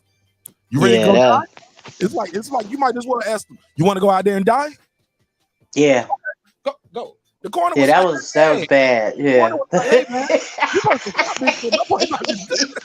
Yeah, that was bad, man. I was like, damn. The corner almost wanted to fight the ref. Like, man, what the hell is wrong with you? You know this shit over. Yeah. That kid was a warrior though, man. He would have went too if his corner wouldn't stop it. He would have went out there. Yeah, that's how some people are. That's what I'm saying. Like, you got to protect the fighter from themselves. Just for example, a fighter like Chisora who just keeps going and just keeps going, and you got to protect them from themselves because they will fight. They will fight to people like that will fight to the end, to death, but at the detriment to themselves. You know what I'm saying? But I respect that. Like you get in there. And no matter what, but if you don't have the skills to protect you from that stuff, see El Gallo and Chocolatito, they get hit, but they do have defense. You know what I mean? Mm-hmm. I mean they don't, but they do have defense, and you see it. Yeah, a lot of guys be thinking, "Oh man, I don't like this rock'em sock'em robots." Then some people say, "I like these kind of fights." But these kind of fights, man, are a judge's nightmare. Mm-hmm. Like, it's hard to score some of these fights. If those first rounds wasn't so clearly for Estrada, if Chocolatito started a little earlier, I'm just saying this clearly would have been an easy fight to make, to be a draw. Right. But people don't even know what they're watching because that's not rock'em sock'em robots. That's actually skill. A lot of skill. You know what I'm saying? There's a lot of skill what they were doing. Yeah. So what do you think about the kid Ban Rodriguez? Like, what do you think he matches up with these guys and stuff like that? I think Bam went down in weight. Yeah, but he said he can go up and down. He go up and down all the time. Mm-hmm. They say he could go down. Yeah, well, he doesn't want to fight. He said, well, I heard him say, he said it would be hard to make the Chocolatito fight. I think they're very, he has, a lot of respect for him. And they with the same, I don't know if it's not promoter, but maybe management or something. Did you hear what he said? No. What he said? This new news for me. Yeah, he said earlier because they was interviewing him. He said it would be in other words, I get the impression he really don't want to fight Chocolatito because they're close,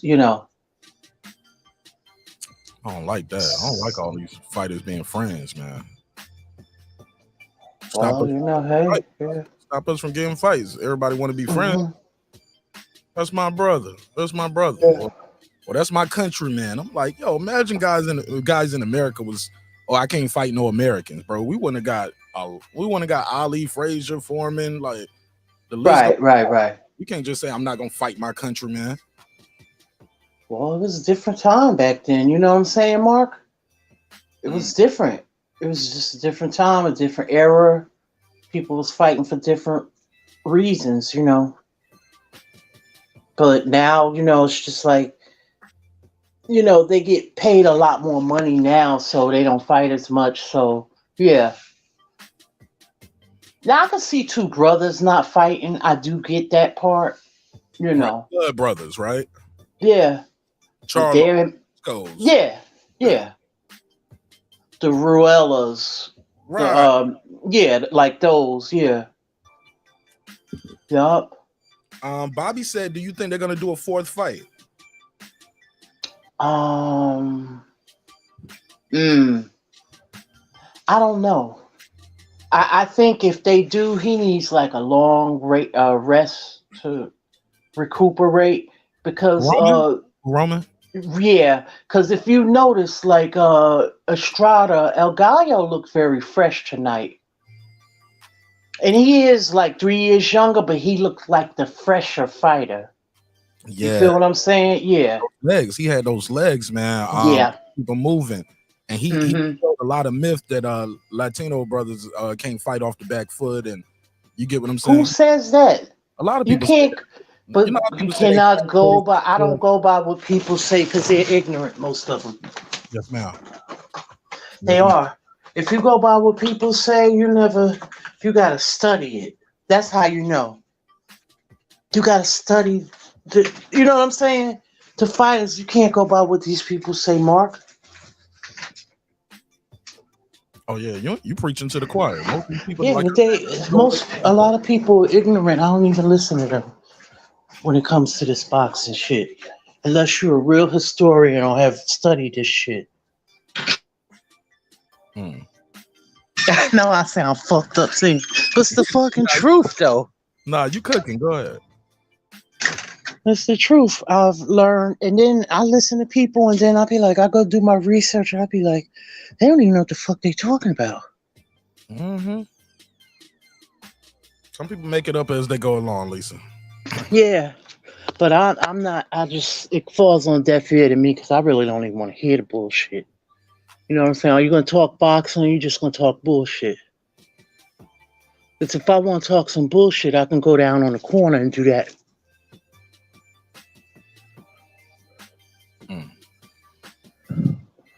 Philip H said you can't get knocked out cold and be the greatest of all time. I'm sorry, Lennox ain't it either. You tripping, bro. It happens. You kidding? It happens. This is boxing. Yeah. This is too. You can get sparked, man. So who's the greatest of all time then? That's a good question. Philip H, who you got as the greatest of all time? Somebody said, I wanted to see Vitaly beat up Vlad so bad. Come on, Conshiner. That's his brother. He ain't gonna beat his brother up like that. Thanksgiving would be very awkward. Yeah. Okay, here we go. Like Go ahead. The Charlos, I think they said they promised their mother that they would never fight each other. Rightfully so, though, right?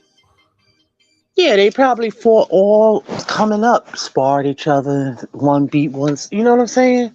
But I guess they promised their mother that professionally they wouldn't do it.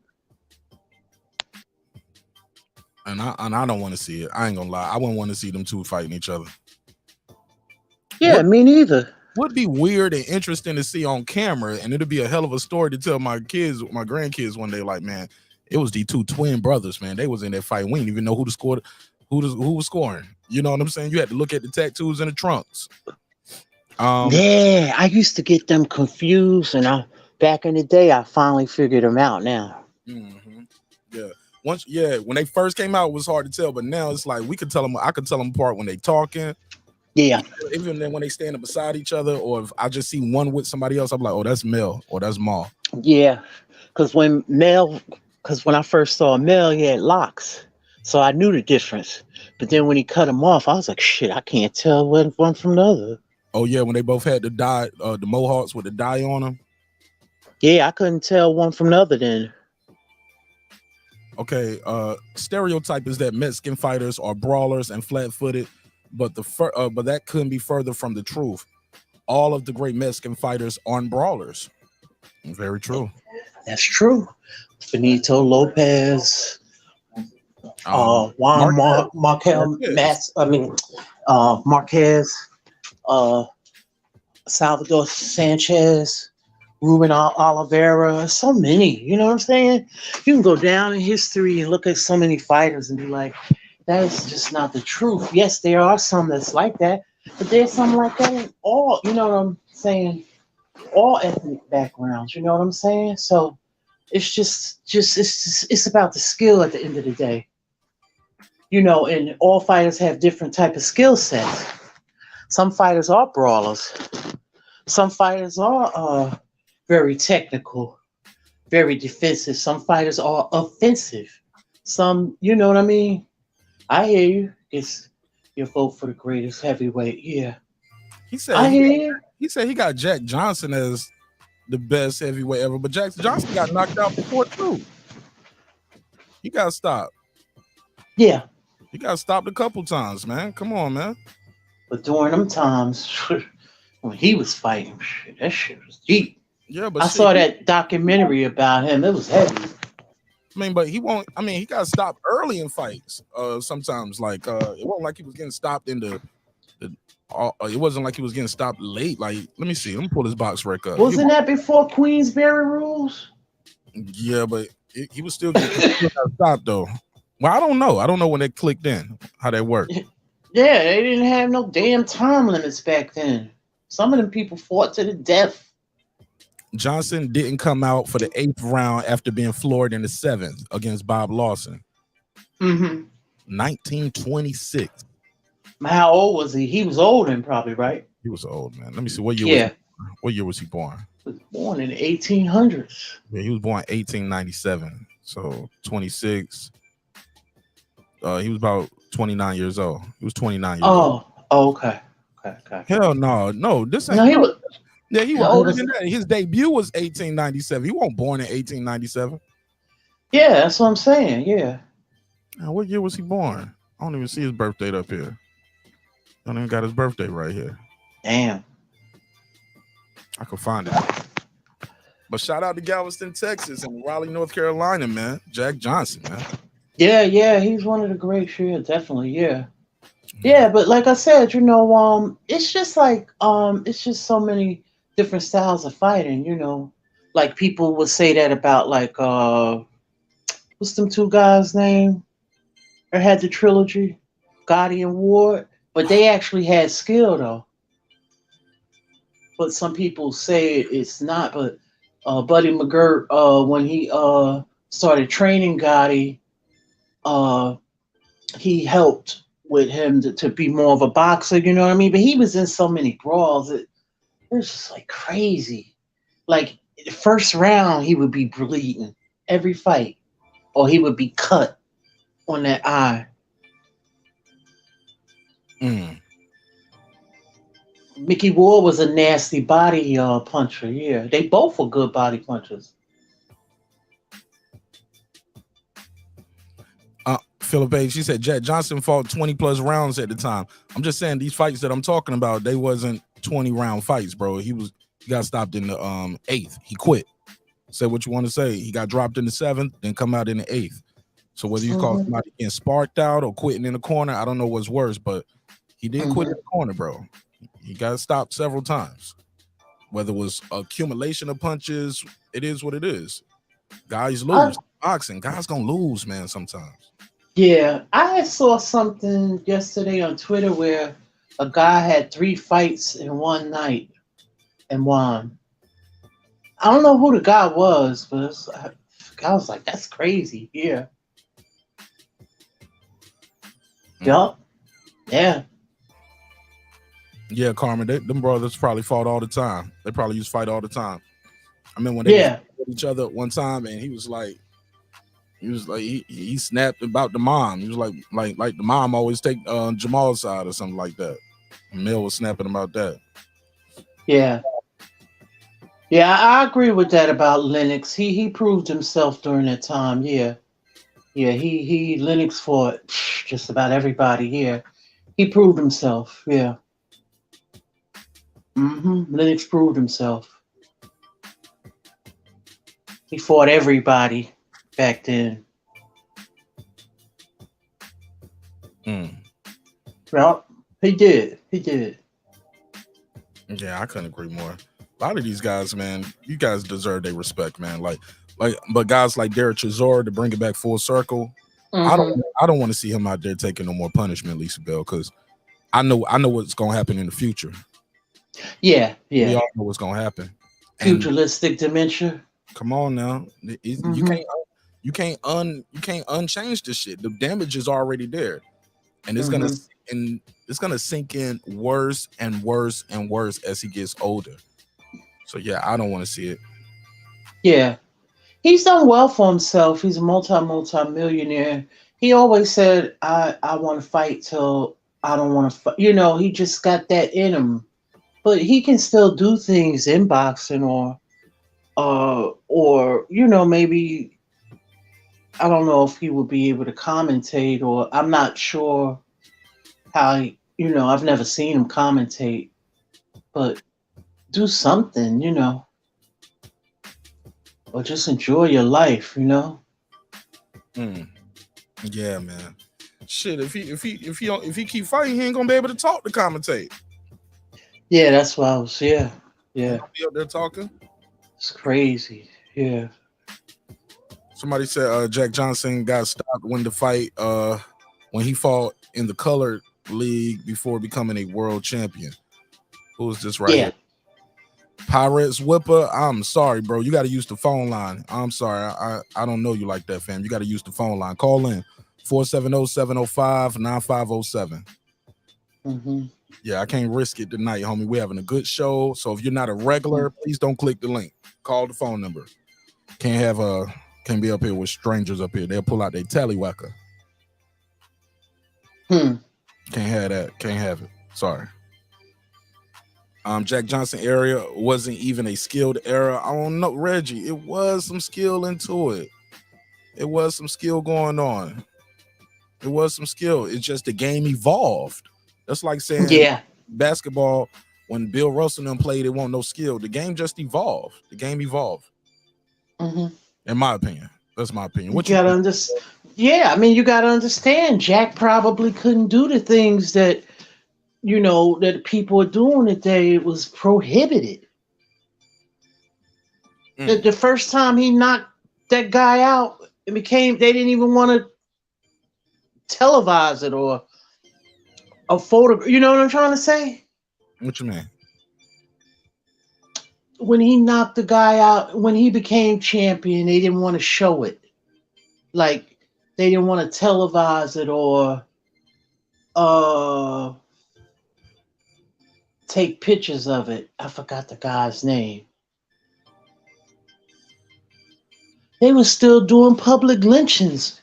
Come on. You know what I'm saying? It was things that I really don't know. Like, there was skill back then, but of course it has evolved with technology and everything. But, you know, but today they wasn't fight. Like I said, they have them rules now. Back then, some of them guys was fighting 46 rounds. Yeah. It was round 46. Ding. You know? It was just barbaric in a sense. Yeah. Somebody said Reggie Johnson was the first to use lateral movement, block, and parry punches. He was pioneering with his defense style. Okay, have to look him up. Jack Johnson. He's telling Reggie about Jack Johnson because Reggie was like they didn't have no skill back then. Had some skill. Yeah, he died at 68, bro. He wasn't. Somebody said he was 58 when he died. Nah, I put his birthday, born and death date in the chat. Lennox is the greatest, according to Reggie. Okay. Conshonery, and I ain't mad at that. You can't be mad at that. Lennox was the guy, bro. Yeah, bro, I hated Lennox Lewis because he beat all of my favorite fighters. All of them. I couldn't stand him. He'll come in there with his dreadlocks, bouncing left and right to the beat. Looking back now, Lisa Bells, I go back and watch old Lennox Lewis fights. I'll be like, look at Lennox. He about to go there and beat the shit out of my boy, but let's go. You know what I'm saying? Just being so calm. You know what I'm saying? Had this little reggae music bumping, man. I hated Lennox Lewis. Beat the shit out of all my guys, man. Yeah. Yeah, he was I like Lennox, yeah. No. The greatest to me is Ali, but because of who he fought. Because I've never seen a resume that stacked. You know what I'm saying? And I've seen some great resumes, but just like, damn. But I respect all them dudes, man. Somebody said, you making me call in because you scared to answer a damn. No, you can call in. Matter of fact, you can click the link. You can't stay up here with us though, dog. I'm sorry. I don't know you, homie. I'm sorry. I can't just have, and that was you. See, you got a different name in the chat than what you pull up on the screen with. God of Frost, Pyrex, Whipper, man. I don't know you guys like that, man. I can't. I'm sorry. I did it last week and I had some people put a penis on the screen, homie, trying to get my show shut down. He said, "What's the difference?" It makes a big difference. You can call in, and I can hear you. You can speak, and we can have a good day, and I can say peace. But you on the panel, you can do like this: cut your camera on, and it'll be a penis. Yeah, I mean, yeah, they do that. Yeah, like you say, I just changed the avatar. They'll change the avatar like that to something that don't supposed to be on the screen. But like I said, obviously you got something to hide because you won't call in. So he said, "Grow a set of balls, dude." Who talks like that?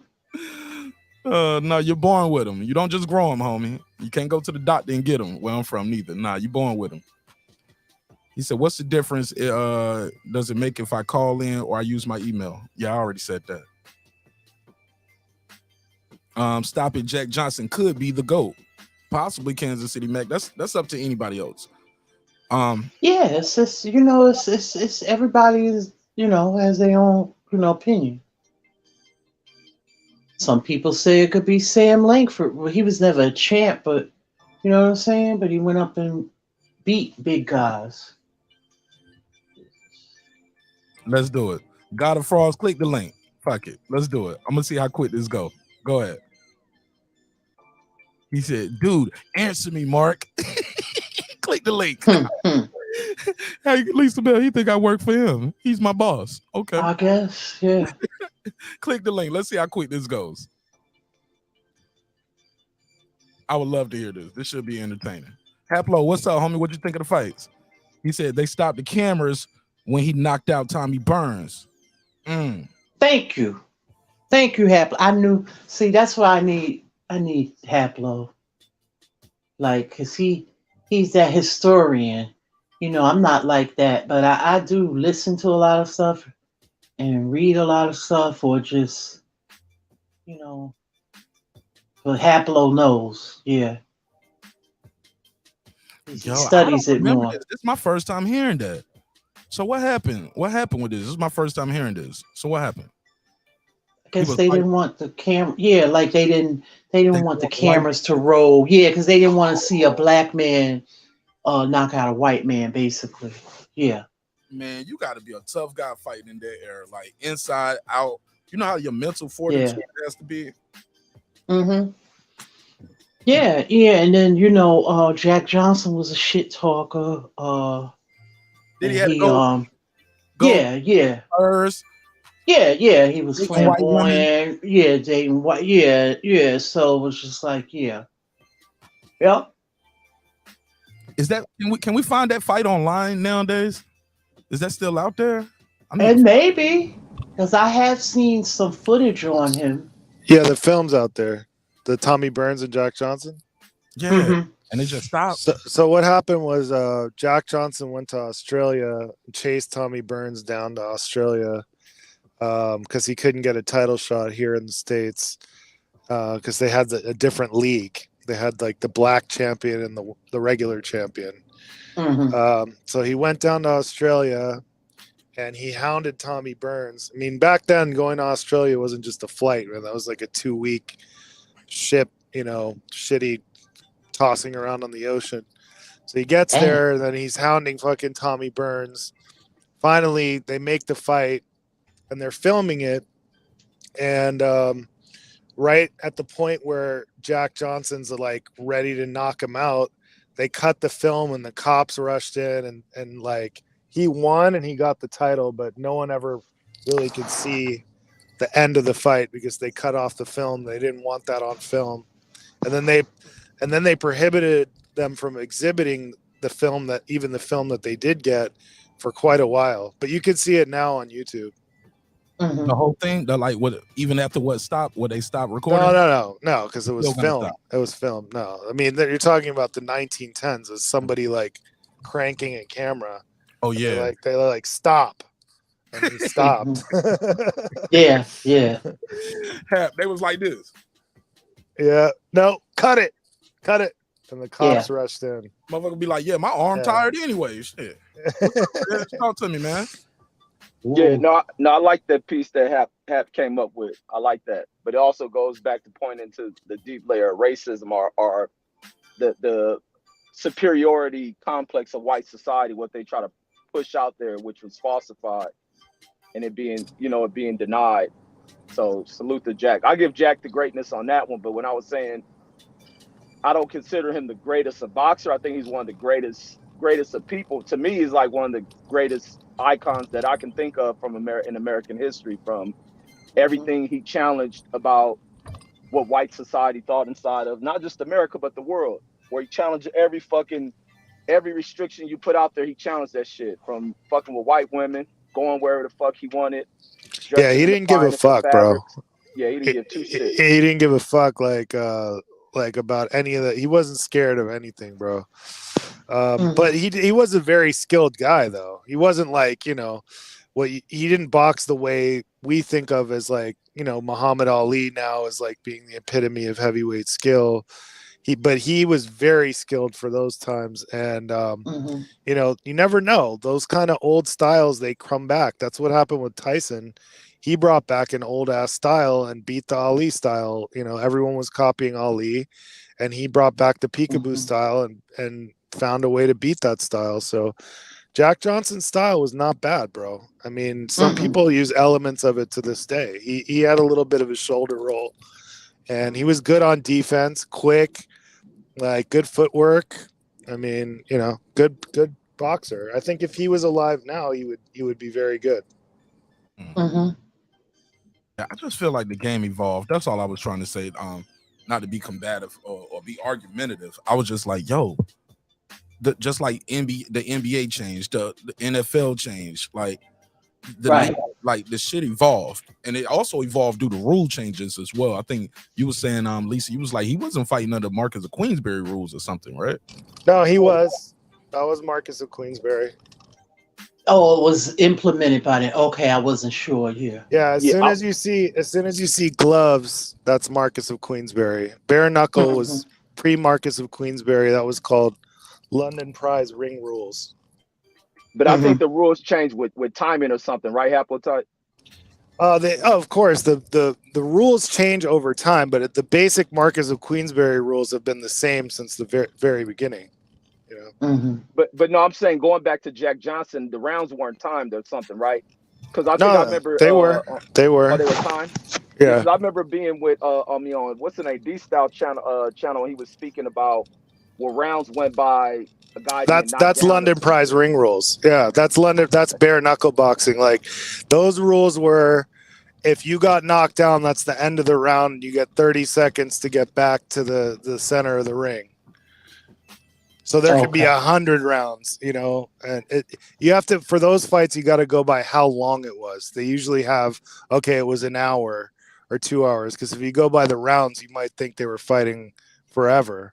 But even at the beginning of the Marcus of Queensberry, when they started timing the rounds and it wasn't just going by knockdowns, they had fights that were 20, 30 rounds with the timing and everything.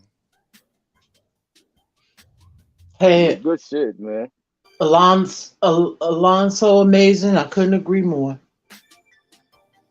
Oh, what did he say? He said, I don't get it. Wilder Fury overhyped, unnecessary trilogy and got all the praise. This was a real trilogy. We might get a fourth fight, Estrada versus Chocolatito.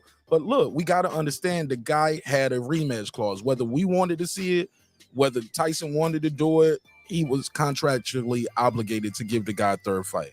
The first one was a draw. He took his belt. Wilder had a rematch clause in that second fight. I get it. I like the Wilder Fury trilogy personally. No, what he's saying is, I get what he's saying. He's talking about Fury, talking about the fourth fight. No. He's talking about we had a great trilogy tonight, and it's not getting that type of hype. I got what he's saying. Yeah, but the small guys like that. The small guys like never got as much shine as the bigger guys. It's just how boxing is for some reason. But you don't think it was hype? I mean, the people seem to be in overall enjoyment for it. I think people clamored for it. It was excitement. I thought it was exciting. Tyson Fury's a star, bro. He's entertaining. He talks shit. We like shit talkers. He can sell a fight. See what he did after the fight. Look, after the fight, I wouldn't care if he fought Usyk or Joy Joyce after that, because he got me hyped for it. He was like, "How about you both get in here now, and all three of us have a Royal Rumble?" And I was like, "Look, this motherfucker Tyson Fury is a damn. He's a promoter's dream when it comes to selling a fight.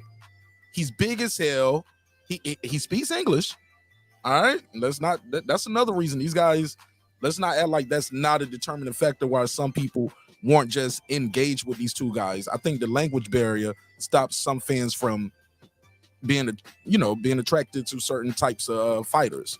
Canelo, it seemed like he Pacquiao, a lot of their popularity ballooned after they start speaking more English. Triple G as well. Do y'all agree or disagree? The language barrier stops some. Is the reason why some fans are not excited? For Canelo, because their English ain't gonna never be there. I think you just got to find other things that attract fans to him. I think Canelo has a fan base. I don't think he's gained nothing from starting to talk more English, because the English is still fucked up.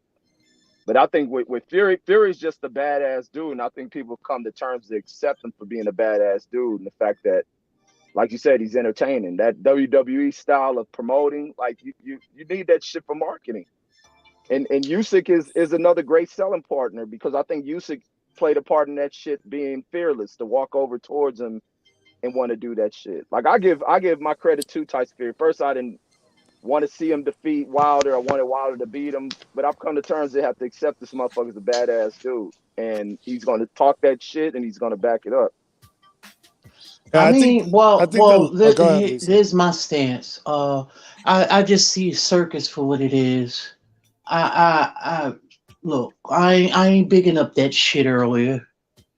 You know what I'm saying? If it was I get it, it was a voluntary and all that. These guys that fought tonight should be commended and talked about more. Because that shit show earlier, that was a circus. And it's not everybody understands that. It's not getting my love.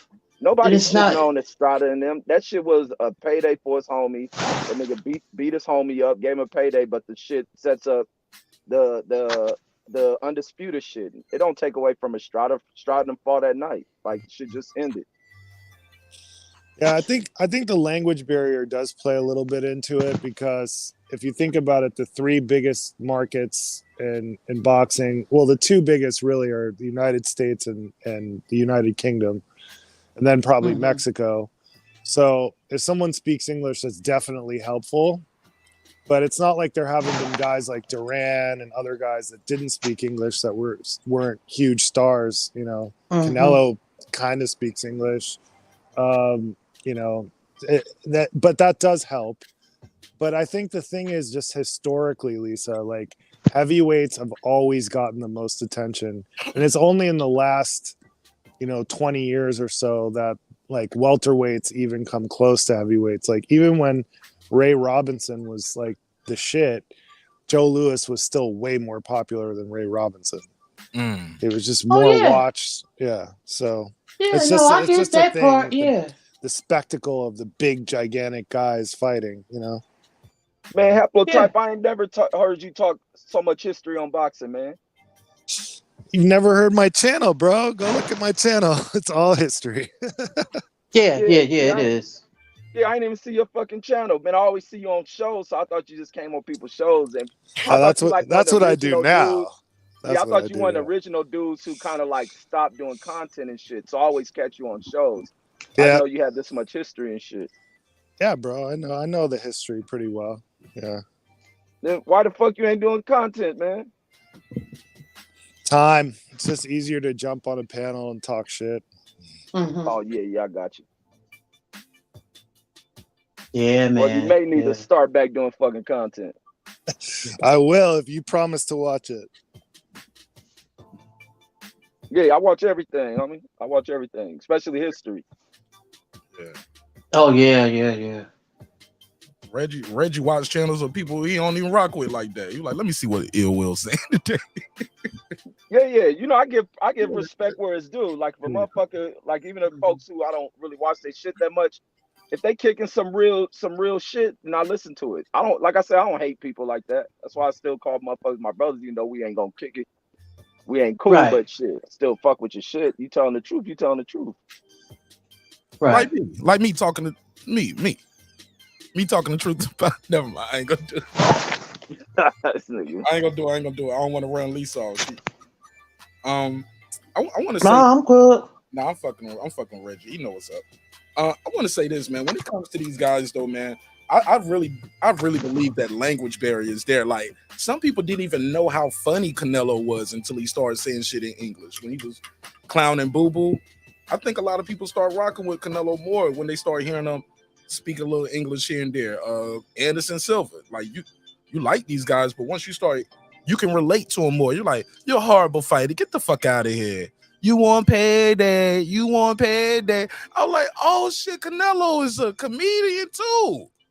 Yeah, he a shit talker too. You just don't get it because of the language barrier. You want payday. You want payday. I know that. Clowning. Yeah. Who else is funny as hell? Barrera.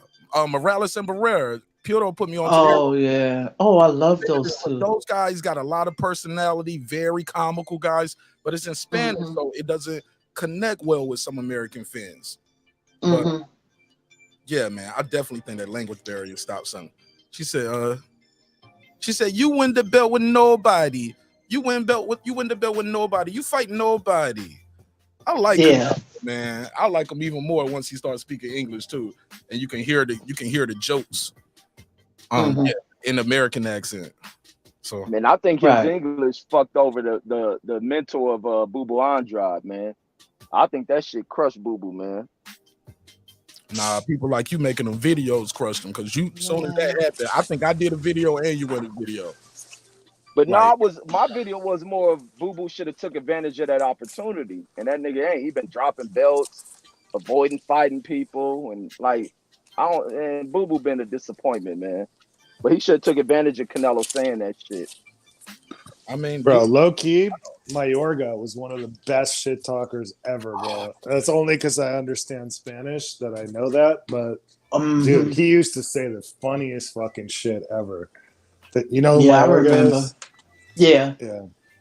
Smoking the cigarettes. Yeah, I remember him. Blowing the smoke in people's face at the damn way. But that nigga grabbed Shane Mosley's wife's ass. Oh man, crazy! I always thought that was staged. The way she bent over right in front of him. I always thought that was not staged, bro. Really? Oscar knocked him out. I remember that shit. Look, even a guy like him, people discredit him all the time. They be like, "Oh, he didn't have no skills." This guy could fight, bro, and be smoking cigarettes in training camp. He dispelled every myth. He beat Vernon Forrest twice, and Vernon Forrest was very, very skilled. After that's what I was talking about too. One day, I was like, sometimes people just got your number, dog. Like Vernon Forrest had Shane Mosley number since they was kids in the amateur, came to the pros, beat Shane twice, but Shane is a higher skilled guy than Mayorga, but he couldn't beat Mayorga because those guys like those super skilled technical guys. When you got a guy like Mayorga, wild as hell, unorthodox guys will beat the shit out of him. Like there's different skills. That's the thing. And people just throw around the term skills all the time. It's like, well, brawling is a skill, inside fighting is a skill, finishing is a skill. Like, but when people say skills, they want to see like Pernell Whitaker or Floyd. They think that's the only skill there is, but there's different types of skill, you know? That should be flashy. I ain't gonna lie. That should be pretty though, man. All of that. And then you know, they laugh and but Mayorga used to do that too. He'd be in there telling people to SMD in the middle of the fight. Yeah.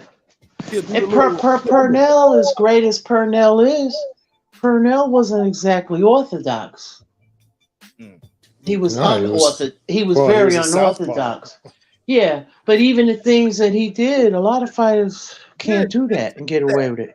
Look, Roy Jones, man, you'll kick somebody out the gym doing some Roy Jones shit, man. Roy Jones will be all the way back here, hands down, and just do a leaping half left hook. I mean, half uppercut, half hook. Man, any trainer kick the kid out the gym, be like, man, get out the ring. Go over there and hit the bag for about an hour. Yeah. Yeah, they had that God-gifted athleticism. Yeah. Fast switch muscles. The Prince did too. The Prince just didn't have the greatest balance. Nah, he did. Yeah, the Prince was bad. Yeah, but he just some wild stuff. You'd be like, what the Prince? The Prince was a hell of a fighter, though, bro. He was a sensation. Oh my God, my mama used to love Prince not seeing her mad, man. She used to love Prince not. I loved him. Yeah, man. The one from New York. What was his name? The Puerto Rican. Oh, Camacho. Camacho was good. Yeah, my girlfriend. The women loved him back in the day. Yeah, they did. But he's an example as well as where one fight can change you, because after he was hurt bad in the fight, he was kind of never the same fighter after that shit. He also did a lot of drugs, Reggie. Oh, that too. That's facts. I haven't add that in as a factor neither. He got killed in a drug deal in Puerto Rico. Yeah, I saw the documentary. Bro, I cried. I covered that story because they was about to bring these guys to. It was 5 people that faced charges for that. I covered that story earlier this year, and then I think late in the summer, that shit just went away. Like, because the people who were supposed to be brought to justice for it, little by little, they started dying. It's like that. Crazy. Yeah. Like, people who supposed to go to court for the murder, and then they dying. Do you think it was people getting them back? Was it people trying to silence them? Who knows? But wow, man, that shit was crazy. And a lot of people were happy that, like, it took 10 years, but like, man, we finally gonna get some justice for this guy. You know, the boxing, of course, was happy about, and then it just went away. He was 50 years old, man, got shot in the face. Yeah. Puerto Rico, real gangster and shit. A lot of people don't highlight that. Yeah, it's a part of Puerto Rico that's really there's a lot of parts of Puerto Rico like that. Well, there's a part that I know of that you just ain't getting in there like that. You got to know somebody. That's why Puerto Ricans come to New York and they hold their own. So they already deal with that shit on the island. Right. The Puerto Rican, in New York, I lived out, it's New Yorkers, they can live in the city, and hold their own because, it ain't nowhere near as bad as where is the shit they seen, It's like even when you deal, like, look at LA, we got like the different races of people, and they hold their own because of where they come from. Like, they deal with that, right? Probably worse conditions in their country and shit. Hey, look, go ahead. What you about to say? That's what I like about being from, like, the tri-state area, or whatever. So multicultural. Like, I'm not like thrown in a what's the word? Like a culture shock. I've been around so many different people, and I'm grateful for that. If you know what I'm trying to say.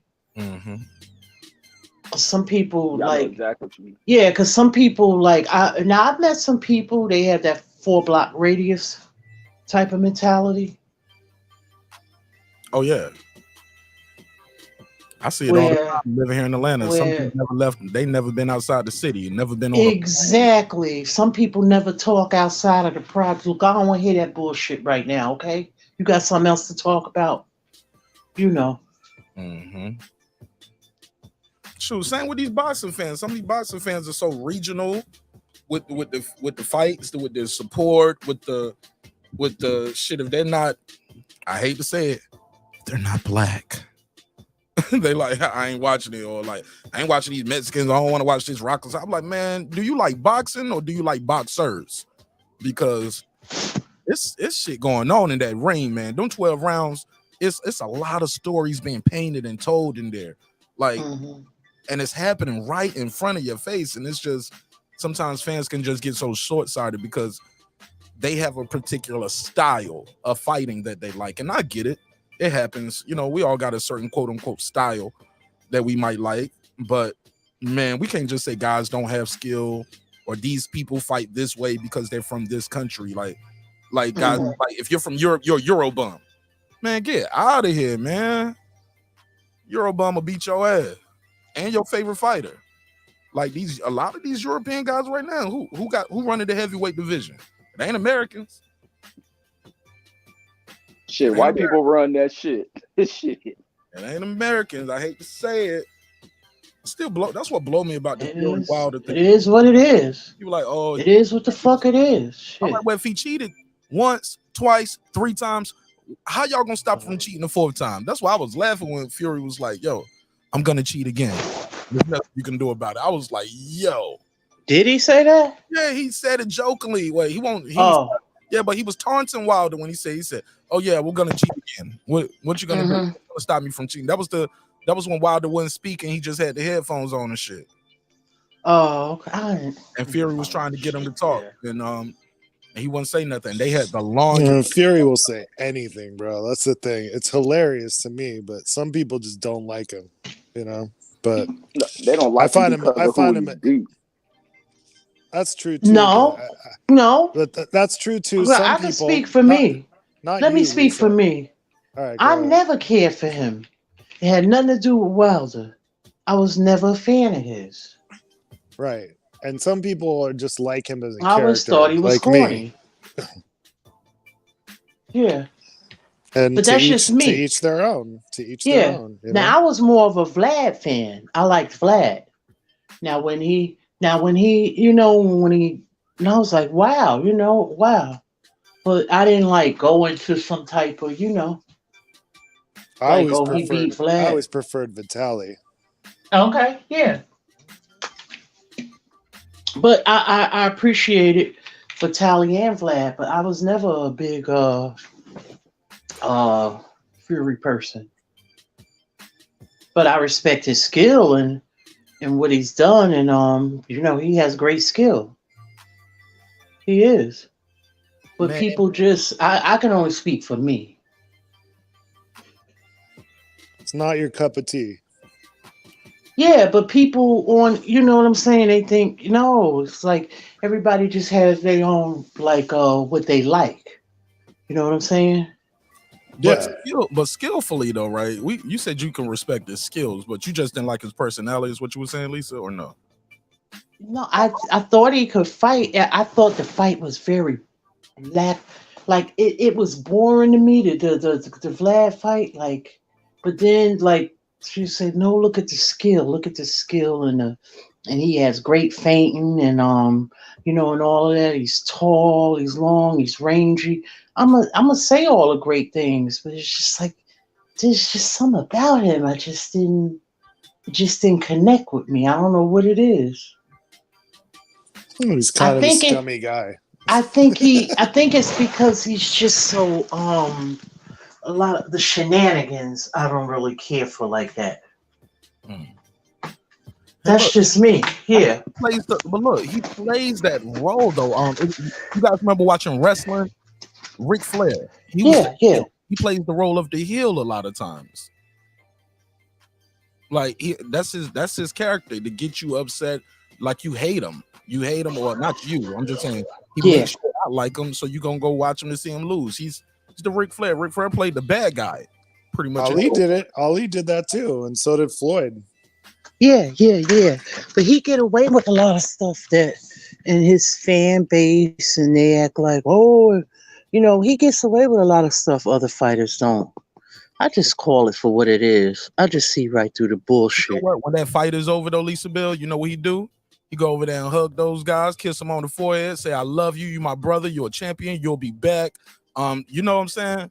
That fight is over. I don't care what he do, because I don't like him. I'm talking about you. I'm just saying. Sportsmanship is unlike any other fighter out here. Unearthly. Great sportsmanship. Hey, you dropped the link again, Mark? Oh, yeah, go ahead. Yeah, but that's one thing I gotta like about him. Like, that shit is all entertainment, and once it's over, it's over.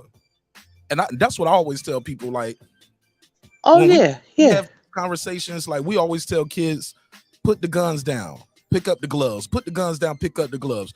And then once the fight is over, you guys are still mad and you're trying to fight the guy, or you want to do things that I think go beyond the pale and are truly nefarious when it comes to this beautiful sport that we love. Man, look, the fight is over. We tell people to put the guns down and pick up the gloves, and then you can't accept your loss. Nah, we can't. You can't have it both ways. I feel you. I feel you. Yeah. Hey guys, I'm gonna cut out. Thanks for having me on, Mike. Man, I wouldn't have it no other way, bro. Thank you again. I'll be in the chat. Bye. Yes, sir. Yes, sir. Thanks for pulling up with the boxing history too.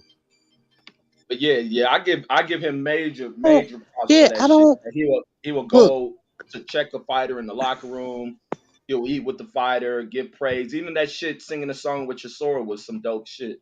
Yeah, like you ain't gonna find guys that do that. You get some fighters that stand over, look over at, yeah, put that motherfucker on a stretcher, man. Fuck him.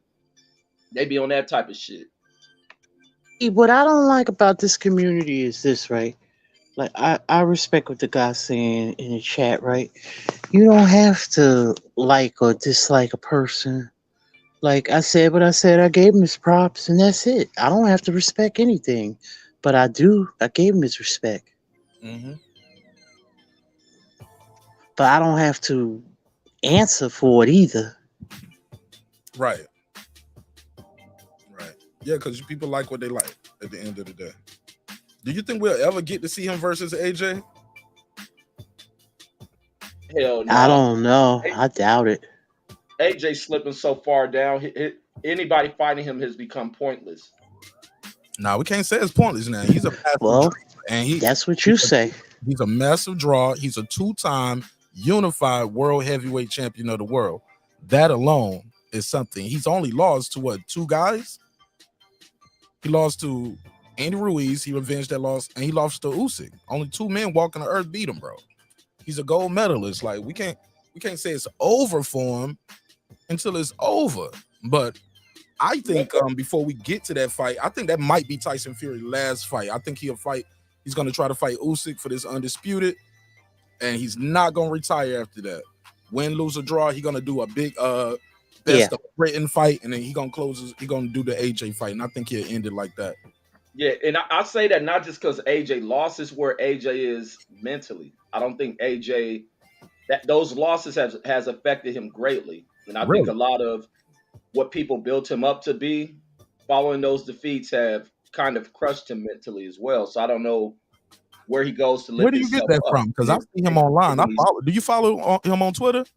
Or IG? No, I told you the only thing I go on Twitter for is look at them girls and women. Shit. Hey, Reggie, but look, I've seen him working with young fighters. He's in there helping train other guys.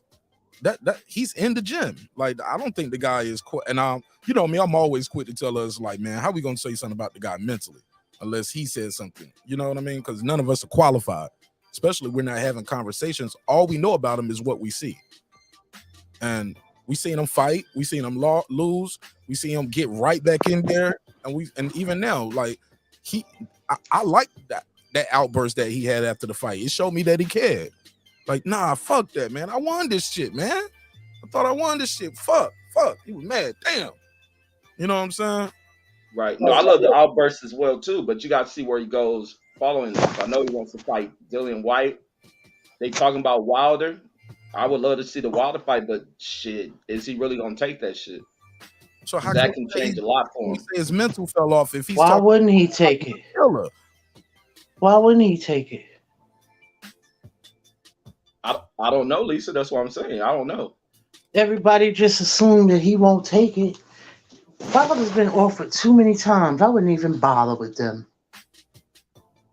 No. He's been offered that fight. Nah, if you keep offering a person a fight and they don't want to take it, then fuck them. Well, I just saw Shelly Finkel come out and say he wanted to fight. He wanted to fight him, and he'll want to fight him in the UK. But it was Eddie Hearns. Yeah. We'll see what happens. He didn't say, "Oh, really? That's massive. Let's do it." No, he said. Eddie Hearns said. This is what he said. He said the talks has been going good.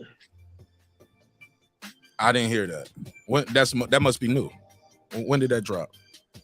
I don't know, but I have seen it. Like, they have been talking and reaching out, and hopefully, if it works, it works. I mean, after a while, it's like, how many times you gonna keep sending offers or trying to negotiate? It's just stupid to me. Yeah, I got confused with that whole thing. It was that timeline was crazy, and this loop it throws me in a loop every time. Who offered who first? Because Wilder offered some money. They needed proof of funds. It was just, I don't know. Yeah, that shit got real confusing back then, and that when they was trying to get that done. I just know this: AJ versus anybody in the heavyweight division is gonna sell. Even if he fought Usyk again, he gonna put some asses in seats, homie. He's a draw. He's a 2-time unified world heavyweight champion, gold medalist. We can't take none of that shit away from him. And that shit right there gonna always have him a ticket to the big dance versus either Ruiz talking about doing the trilogy. Yeah, I heard that. Wilder. Yeah. Wilder, even with the losses, getting knocked out, people will still see him fight AJ. People still want to see it. Well, it's a cash out too, because he's going towards the end of his career too. Who? Wilder, so it's a cash out too. He's going towards the later part of his career, so they want to get those big money fights. You know what I'm saying? Yeah, but also too, people still want to just see those guys mix it up, and we'll all wonder what if this was before the Ruiz. They definitely had supreme confidence then, right? You know, defeated, right? Don't know what it feel like to lose. Versus and Wilder before the Fury. Like we'll always wonder, but no matter what, I personally, I would buy that shit, man, right now. If that was look, I'll buy AJ fighting Fury right now, bro. I mean, I just think the guy can box, man. I think the kid's super talented, dog. And I don't think he at the end of his career. I think he's gonna be fighting for a long time. I see AJ fighting for at least another 4 years. Maybe, yeah. I see him fight. I think he got about like another 3 to 4 years. So what's that? About 6 to 7 fights? Yeah. Yeah, I guess. Yeah, still kind of young. Yeah. Is he how long is his contract over there? When is that? Oh, I don't know. I think he signed some lifetime shit. Okay, so he gonna end his career there whenever he ends it. Oh, DAZN. Yep. With DAZN okay. Eddie and Matchroom. I think it was with Eddie. Shit. Yeah, he got some type of stock in DAZN. What do you call it? Shares. Oh, smart man. He's a shareholder. Yeah. I think he's a shareholder in Matchroom too, from what I read. Yeah. Damn, they gave him a piece of the pie, like a seat at the table, ownership. He's not a dumb. When it comes to business, he's pretty astute. It looks like, from what I could see. I just can believe they would agree to that though. Give him a piece of the family business, like their family. You know. I think I read that somewhere. He probably gave him a good contract, but I think Eddie. I mean, it only makes sense for Eddie to take care of him because Matchroom is Matchroom because of what AJ done. That Klitschko victory took them over the top. Let me see, son. Let me see.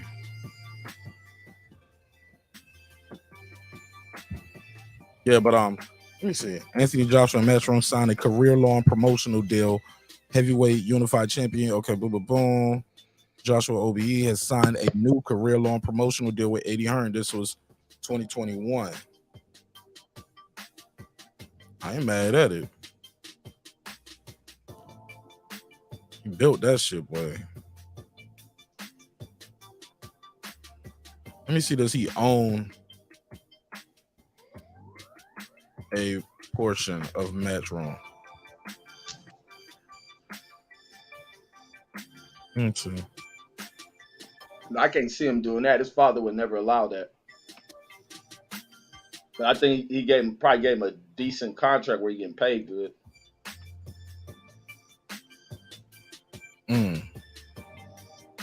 Shit, they selling a windfall from a sale of a minority stake in Matchroom Sports Empire. Promotional business is valued at about $700 million. For who? AJ? No, that company, Matchroom, is valued. This is of June of 2025. They was trying to sell like a minority stake into the company for 150 million euros. The company is in June of 2022 was valued at 700 million euros. Oh, That's because what Matchroom dominates a bunch of shit over there. That pool and that snook, whatever snookers is, that pool shit and darts. That's a big thing like that. Yeah, they say that snooker shit is big. You know, UK different with What's sport. Snickers? Some pool shit. Darts. Yeah. Darts? It's called Snickers. Well, it's not darts. Pool table. Snookers on the pool table, but Yeah. darts is big over there too. Yeah. Yeah, that's big over there. Now they Yeah. just be in the pub getting drunk like that, shooting darts. It used to be big over here. I don't see a lot of bars no more around my way. There used to be nothing but bars all down the strip. All of them are gone. It's like they turned into like sports type of entertainment places. Shit, that's But they used to play darts. Yeah, but they used to play darts, and they used to put the jukebox on, yeah. And there used to be a lot of fights, and there all these bars up and down here. Hold on, I'm typing it in. What is Snick? You said it's called Snickers. Snooker, Snooker. Snooker. Yo, I ain't never heard of this, yo. Let me see this. Snooker, UK game. Oh, this pool. Is this pool or they playing something different? Like, why is this different? World Snooker Championship. It look like pool. I don't really know what it is. Snooker. What is first play in the British Honor? What is snooker?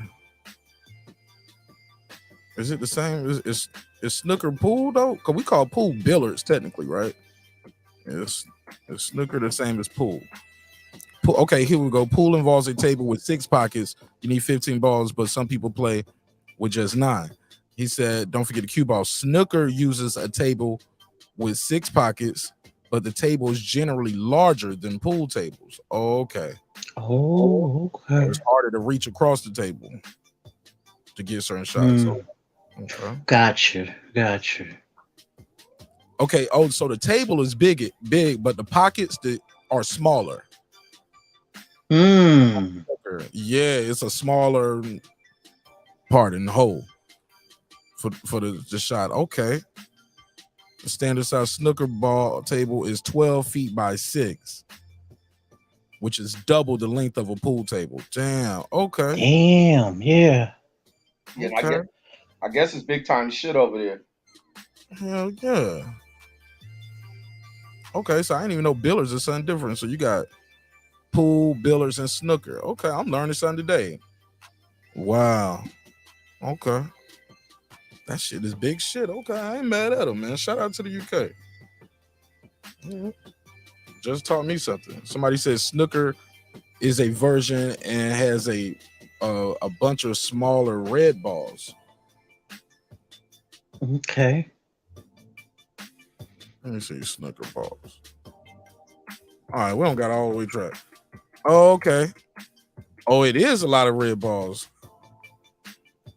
Hell yeah, you only get. Yeah, that's different. Look at this. Let me share my screen. I didn't even know this, man. You learn something new every day if you live long enough, right? Yeah. This is different. Look at these snooker balls. And they number different. It's a whole bunch of red balls in there. Oh, yeah. See it. Yeah. You see this? Yeah. Okay. I ain't playing no snooker, man. I'm gonna be right here. Hey, look, yo, I'm gonna be right here playing pool. I'm gonna still just stick to pool. It was hard enough to figure that game out. They said Mark's about to get a snooker table. Nah, man, the pool table's fine. I go want to shoot some pool. I go to my sister-in-law house. She lives less than a mile away. She got one right there in the living room. I ain't got no space here for no pool table. Yeah, but all right, shit. I just learned something. I don't even know, Dub. He said, "What are the reds for?" I don't even know. We'll yeah, me either. Do we need to do a snooker episode one day? Never heard of it. Nah, Yeah, never heard of blood it. boxing because you know he lived over there. That's why I first started hearing about. I know darts is big, and I used to hear him make jokes about it. And I seen that shit on DAZN the other day. 180. Like niggas big time on that shit. Damn. Oh, that. See, man, the world is huge, man, and we just think we know all the answers, and America we're the best, man. There's some snooker players over there living their best life, multi-millionaires doing snooker commercials for snooker. Wow. My mother always taught me, Lisa, what you don't know can make a whole new world. Smart woman. So, very wise. Yeah, it's just so much stuff I don't know. But if I'm open, I can learn something new every day, just like you just did. Yeah, man. Wow. All right, well, shoot. Give me early fight of the year before I let y'all go, man. Fight of the year, man. Cause we gotta it's December, so we're gonna close the show out when we do the last boxing match. What's the last official boxing match of the year? Boxing schedule. Boxing schedule 2022, and after that we'll set up our annual awards. We're gonna do knockout of the year, fight of the year, female fight of the year, male fight of the year, fight of the year as well. Gonna do one for who had the best promotions this year, who had the best telecast, best broadcast team, etc. So this is gonna be fun, and it's free. It's free. I'm not charging y'all for no award show. That ain't gonna happen. No, this is free. Yeah, it's free. So what I'll do is I'm gonna have a survey in the community tab, and I'll put the options there, and from there we'll pick. If you don't see somebody you like, I only can put 6 choices. Mention their name in the chat. The person who get mentioned the most, if they're not up there, we'll bump them up. But we're gonna start the nomination process this week, because we got to start on this. So when we do the episode, we'll just be announcing the winners. So the last official boxing match I see is Monster Inoue fighting Paul Butler, December the 13th. Oh yeah, for the undisputed. Yeah, looks like it's WBC, IBF, WBA, and Butler got that WBO bantamweight. These are bantamweight, so it's gonna be a lot of punches thrown. ESPN Plus. So, and this in Tokyo, so this is probably gonna be a daytime fight for us, right? 3 days after that. So what's this on Monday? T.O. and Terrence and all of them fighting on the 10th. That's Saturday, Sunday, Monday, Tuesday. They fight on a Tuesday, Wednesday? Yeah, something like that, yeah. Yeah, let me see. Normally he fights on the well, I can't say him. It's just they normally fight on New Year's Eve. It's a big card in Japan normally. Okay. So it's for undisputed, all the marbles. Okay. Yeah, they not really promoting it like that though. I told y'all boxing fans don't care about undisputed as much as people let on, Lisa. I ain't lying, Emma. No, they care about just a few boxers. Come on now. They either fanboys or girls or they casuals. Okay. And it's for their analytics. So they just talk about this one particular thing. Or it's about who giving you an interview too. So we got to ride with you. If you give that's what I guess shit is fucking boring. Yeah. So Tuesday. So we got to fight. We got a lot of fights on Saturday. If you like MMA and stuff like that, that's gonna be going down as well. That's the UFC last pay-per-view on the 10th, and on Tuesday, December the 13th at 2 p.m. on the East Coast, we got Monster Inoue versus Butler on ESPN Plus. Tuesday, great. December the 13th. This is gonna be. Hold up. This says the fight will begin. Okay, something's telling me 2 p.m. Eastern. Right here, I'm seeing. No, it looks like this is 5 a.m. on the East Coast, 2 a.m. on the West. This can't be right. Which one is it? Yeah, it's in Japan. Yeah. So it's going to be real early in the morning. I see another one that's saying 9 a.m. though. Depends on where you live at. Yeah, you put it on the screen. Let me see. Okay, hold on 1 second. Yeah, man, we got to start promoting this, man. I like this flyer too. I got you, Reg. Let me share the screen. Wrong button. Oh, this flyer hard, man. Look at this. This ill. This is ill. This is ill, yo. This is dope. You see how they got the undisputed and the neon lights in the back? Yeah. That's fire, yo. With the Nice. Yeah, they got undisputed in the back. The graphics. Yeah, this is fire. My bad. Top Rank be putting up nice flyers. I'll be seeing them. Yeah, the graphics are fire on this. This is hard. Okay. So how to watch start time. Let's see. December the 13th. All the marbles, bantamweight. Taylor the tape 34 versus 29. He's been a pro 10 years. He's been a pro 12. They only got Paul Butler height or reach up here. Why is that? They don't got his height and reach right here. They got the dash right here like he's still growing. Probably is. You look young. Who y'all got winning this shit? Anyway, it's probably set up. A new way. You said it's probably a setup. He's a champion, Reggie. Oh, a champion of what? Paul Butler got the WBO. And anyway got the other title. So this for undisputed. Oh. But look, he ain't got that power right here. He got a 45% knockout ratio. That ain't bad though. That's a little less than 50-50. So he 34-2, 15 knockouts. Of course, Inoue is undefeated, 23-0, 20 knockouts.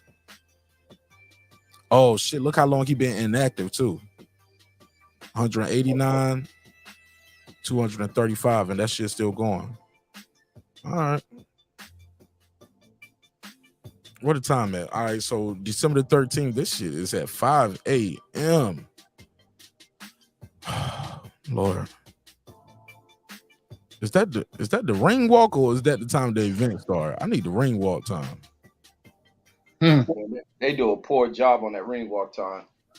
Who? What you mean they do a poor job? When they try to predict what time they're gonna step out to the ring and shit. Oh yeah, they was wrong about that shit tonight too. Okay. I don't know. Those fights are early. You're right. Damn. Yeah, I gotta set an alarm for that. Oh man, I might have to record that on Top Rank. I'm sorry, y'all. I might not do no media reaction to that.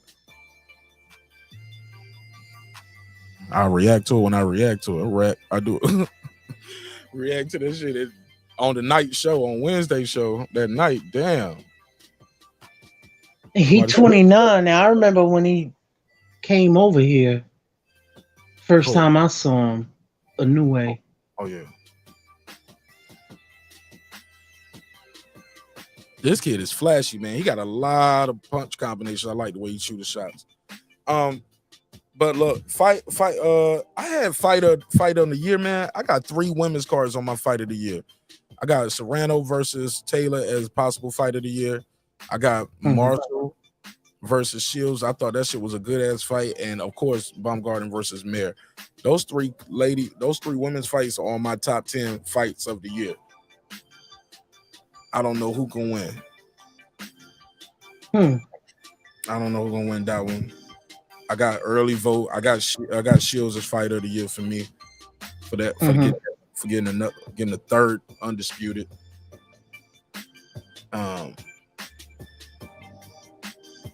Who else I had on my list? I nominated Devin. I got Devin up there for his undisputed. Jamel is up there for his undisputed. Usyk for his AJ win. The rematch, man, it's some good. We're gonna have a good one with this one. I like Ben Rodriguez. Shakur is nominated, of course, but because he got unified, but then I don't know if he's gonna win because he lost him on the scales, Lisa. You know what I'm saying? That got okay.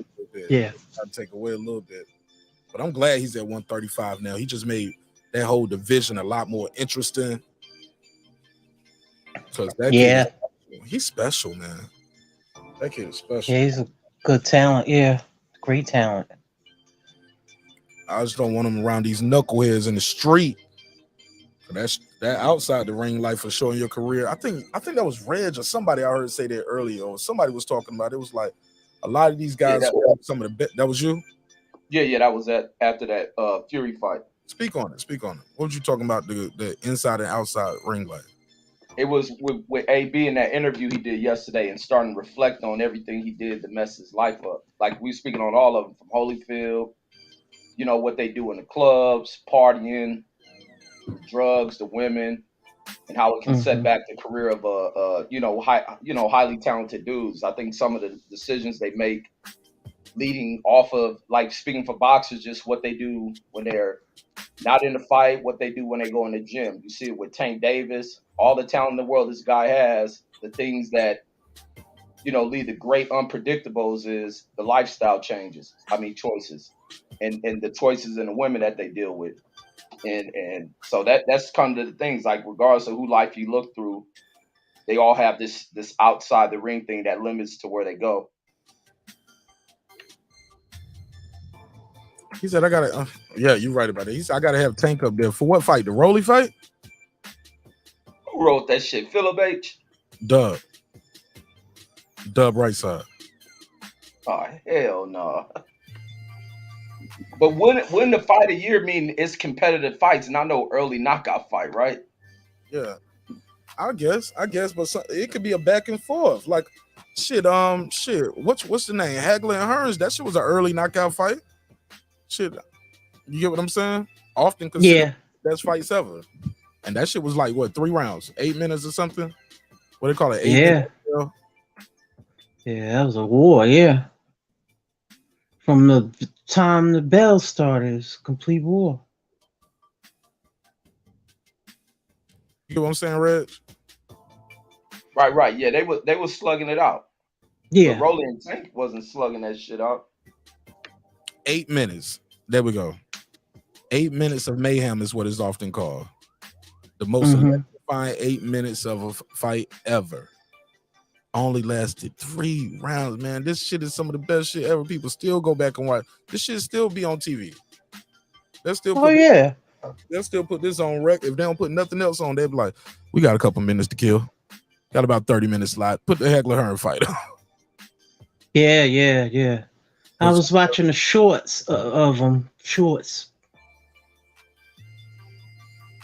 Right. I was like, damn. Boy, they famous for this fight. 3 rounds. Matter of fact, it didn't even go 3 full rounds. This shit is like one of the best fights in history. So I don't know, Reg. I'm kind of biased on that. I'm like, nah, man. Even if it can be a knockout. But that fight was going back and forth. It was a war real quick. And like that, it was over. I don't think can you imagine if it went 12? I don't think we had no way this year at all, or in a long time. Did we have a good back and forth and that ended? I got Stanionis versus Butiev as my top fight of the year. Top fight? Yeah, they was going back and forth on that shit. I gotta watch it. That was an underrated good fight. Yeah.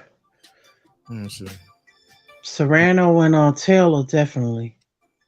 Yeah, but I think the women definitely had the best fights of the year. Like, the women fights are very, very, very equally matched, and championship fights. Like, the women delivered this year. The women delivered like a motherfucker compared to the dudes. Absolutely, man. The ladies, man.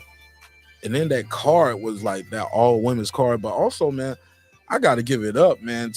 I think the best one for me probably might have been Serrano. And I don't know, man, cause I love that Baumgartner fight. I don't watch that shit probably twice since that night. Because like I wanted to see, like, damn, what was the judges not seeing? Because I saw Michaela Miller doing some good work after Baumgartner started taunting her in the 3rd round. I was like, oh, she started popping her with that jab. I was like, oh, you shouldn't have been taunting her. You don't pissed her off. You in there laughing at her. She was in there laughing at her. I was like, yo, she was smiling. Same way she was smiling in that press conference. Smiling when they did the face off.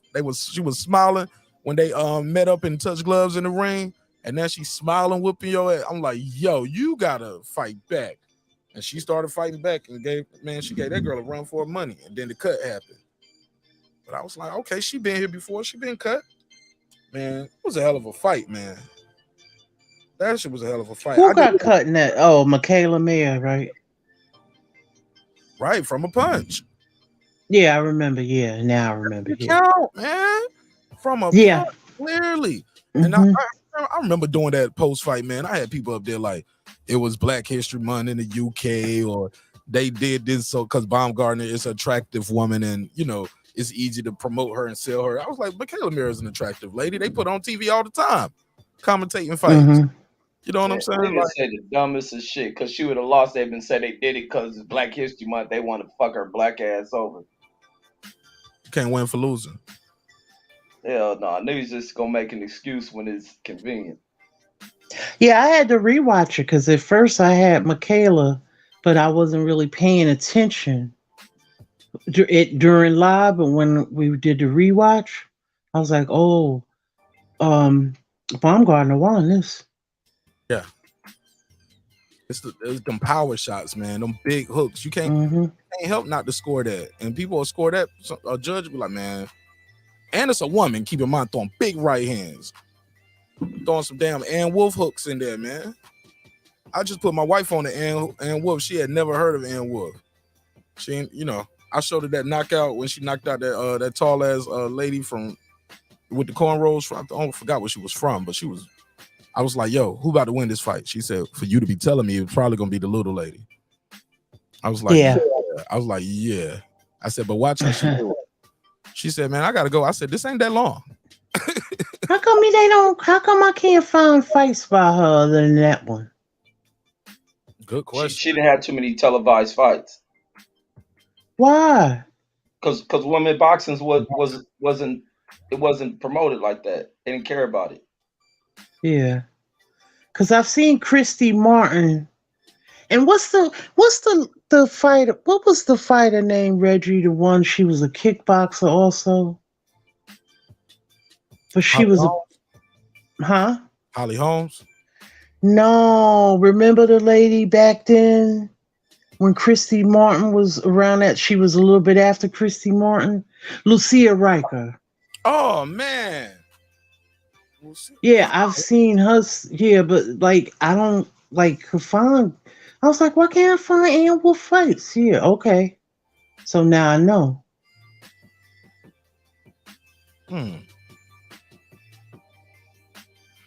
Wow. Yeah, but Ann Wolf got some hell of a highlight reels, man. Hell of a highlight. You can find her highlights. Find a couple of these fights. This is her versus Valerie Mafud. Who else? Damn, it's not that many, man. It's not that many. Yeah. You don't find too many of her at all. Nah. Yo, I remember when she was in Mexico, when she went there, when she was training what's his name? Fuck. What's the dude's name that she trained? Oh, you talking about the one Canelo knocked out. James Kirkland. Yeah. They had went over to Mexico, right? And James Kirkland had fought the dude that fought Laura. And he had a big hematoma on his head. Oh, what was that motherfucker's name? Laura? Remember when he fought Laura and the guy had a big hematoma on his head? But James Kirkland. Yeah, James Kirkland fought him in Mexico. You know what I'm talking about? Remember Laura fought him. I'll be able to tell you in a second. I'm gonna look it up right now. James Kirkland. Man. So while I'm pulling it up, man, they did James Kirkland bad with that video they dropped around Thanksgiving. They deleted Canelo when Canelo was finishing him off. So you just see him taking all kind of punishment, but you don't see Canelo hitting him. You just see him missing an invisible man beating him up, basically. That shit was bad, man. I like James. He was one of the first people I reached out to for an interview when I was trying to do interviews and shit. And he wrote me back a nice email, but basically he said he was declining. He was like, yeah, I got a fight coming up. Basically, the interview was basically did a print interview, really, when I think back on it now.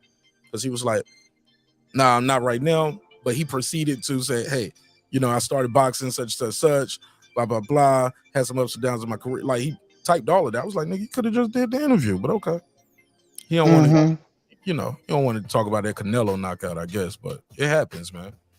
Oh, man, I thought he was concussed even before going into that fight. I think I was watching it and hearing how he was talking. It was like, man, why the hell this dude going? I think he had some lumps under his eyes and shit. This it right here, Lisa. On that fight and shit. No. This the one he fought in Mexico. Alfredo Angulo. Yeah, Angulo, that's the one. El Perro. Yeah, I could. Yeah, that man, that fight was crazy. Yeah, they both that got dropped. Fight was. Yeah, that. And Ann Wolf was up there. I'll never forget. Yeah, man, that was crazy. That fight. I used to love his fights, and then when he fought, that was a good fight with him and Lara. That shit was lit. Yeah, what was you about to say? Right? Oh, I'm sorry. Go ahead, Lisa.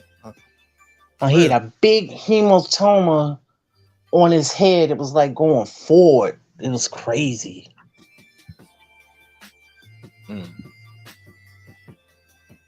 Reg, you about to say something? Oh no, I don't remember. I mean, neither. It was something we was talking about with the for the hematoma. We was talking about Ann Wolf or something. I forgot. Okay. Well, shit, I ain't got nothing else, man. Y'all got anything else, man? Really enjoyed chopping it up with y'all. Somebody said, yo, they rolling in the chat. Yo, Happy and Con Shiner been going back and forth. This shit been hilarious. About Ann Wolf and Layla. All of that. Yeah, before that, they was going back and forth. Joey Chaz, what up? Yeah, they've been going back and forth, though. That shit funny. Yeah, man. I need to create a Discord. Y'all keep the conversation going. That shit was hilarious. Reading that shit. But yeah, man, we're gonna have some good. Hey, look, who had the best? What company y'all think put on the best events this year?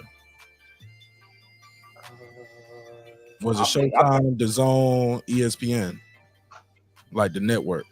No, I like Showtime. I think from a production standpoint, from my opinion, none of them mess with Showtime. I like Showtime. That's why I wish HBO comes back, because I think they bring quality to the sport. I think ESPN's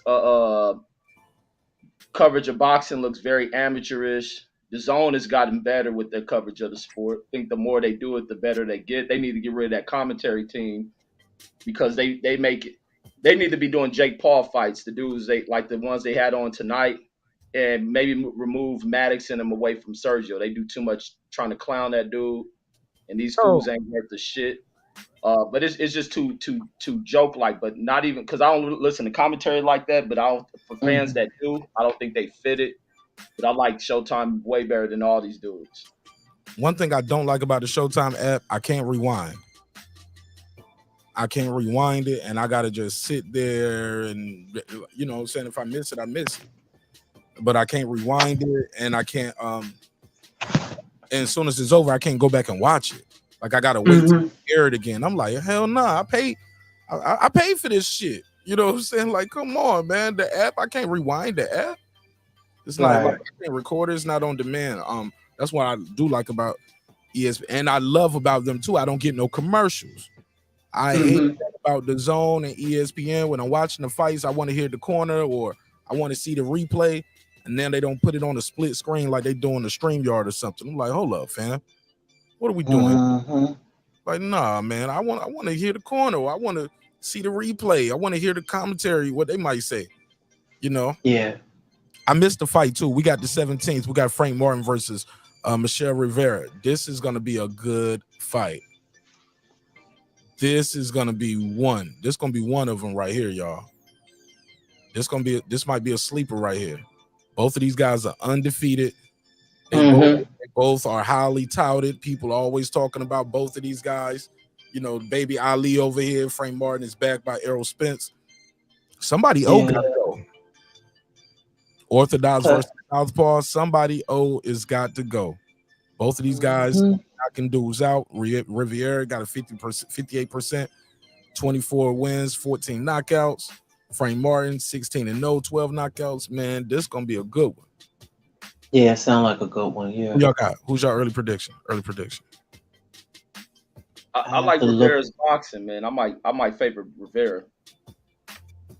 I have to look at more film on them. Not sure. I've seen Rivera. I haven't seen the other one a lot. Martin was having issues that last fight. He fought somebody with some boxing skills, so it can be an issue. I forgot who the guy was fighting, but he had some issues with him. Frank Martin.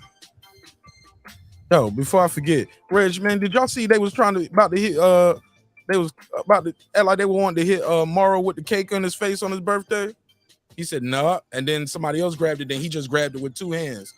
He was like, y'all motherfuckers really think y'all about to pull it. You talking about Morrow on the DAZN shit? Yeah, tonight. I told you they be playing that nigga, man, like he a bitch, man. That's why I don't like that shit. I don't like that. And they constantly letting them do that. And all it's gonna be if Moore really loses mind and beat one of them motherfuckers up, he gonna be the one looking wrong and shit. Mm-hmm. Yeah, I don't like that shit. I think them niggas is bitches, a bunch of corny ass fucking spoon-fed bitches, and one day Moore may need to whoop their ass. Mm-hmm. He too nice to them, man. Nah, I didn't see it. Oh yeah, man. Tonight, yeah, it was his birthday, so the producers and shit had a cake, and then they brought the cake over to him, and he's singing "Happy Birthday." And the other dude like kind of laughed and walked off, or somebody laughed and walked off. He said, "All right, so nobody's gonna sing "Happy Birthday" with me, right?" And then Mars in between, and he was like, he grabs the cake with his other hand. He's like, "Man, we're supposed to push this in your face or something like that." He was like, "No, you're not," or something like, "No," and he grabs it with two hands. I'm not playing with y'all up here.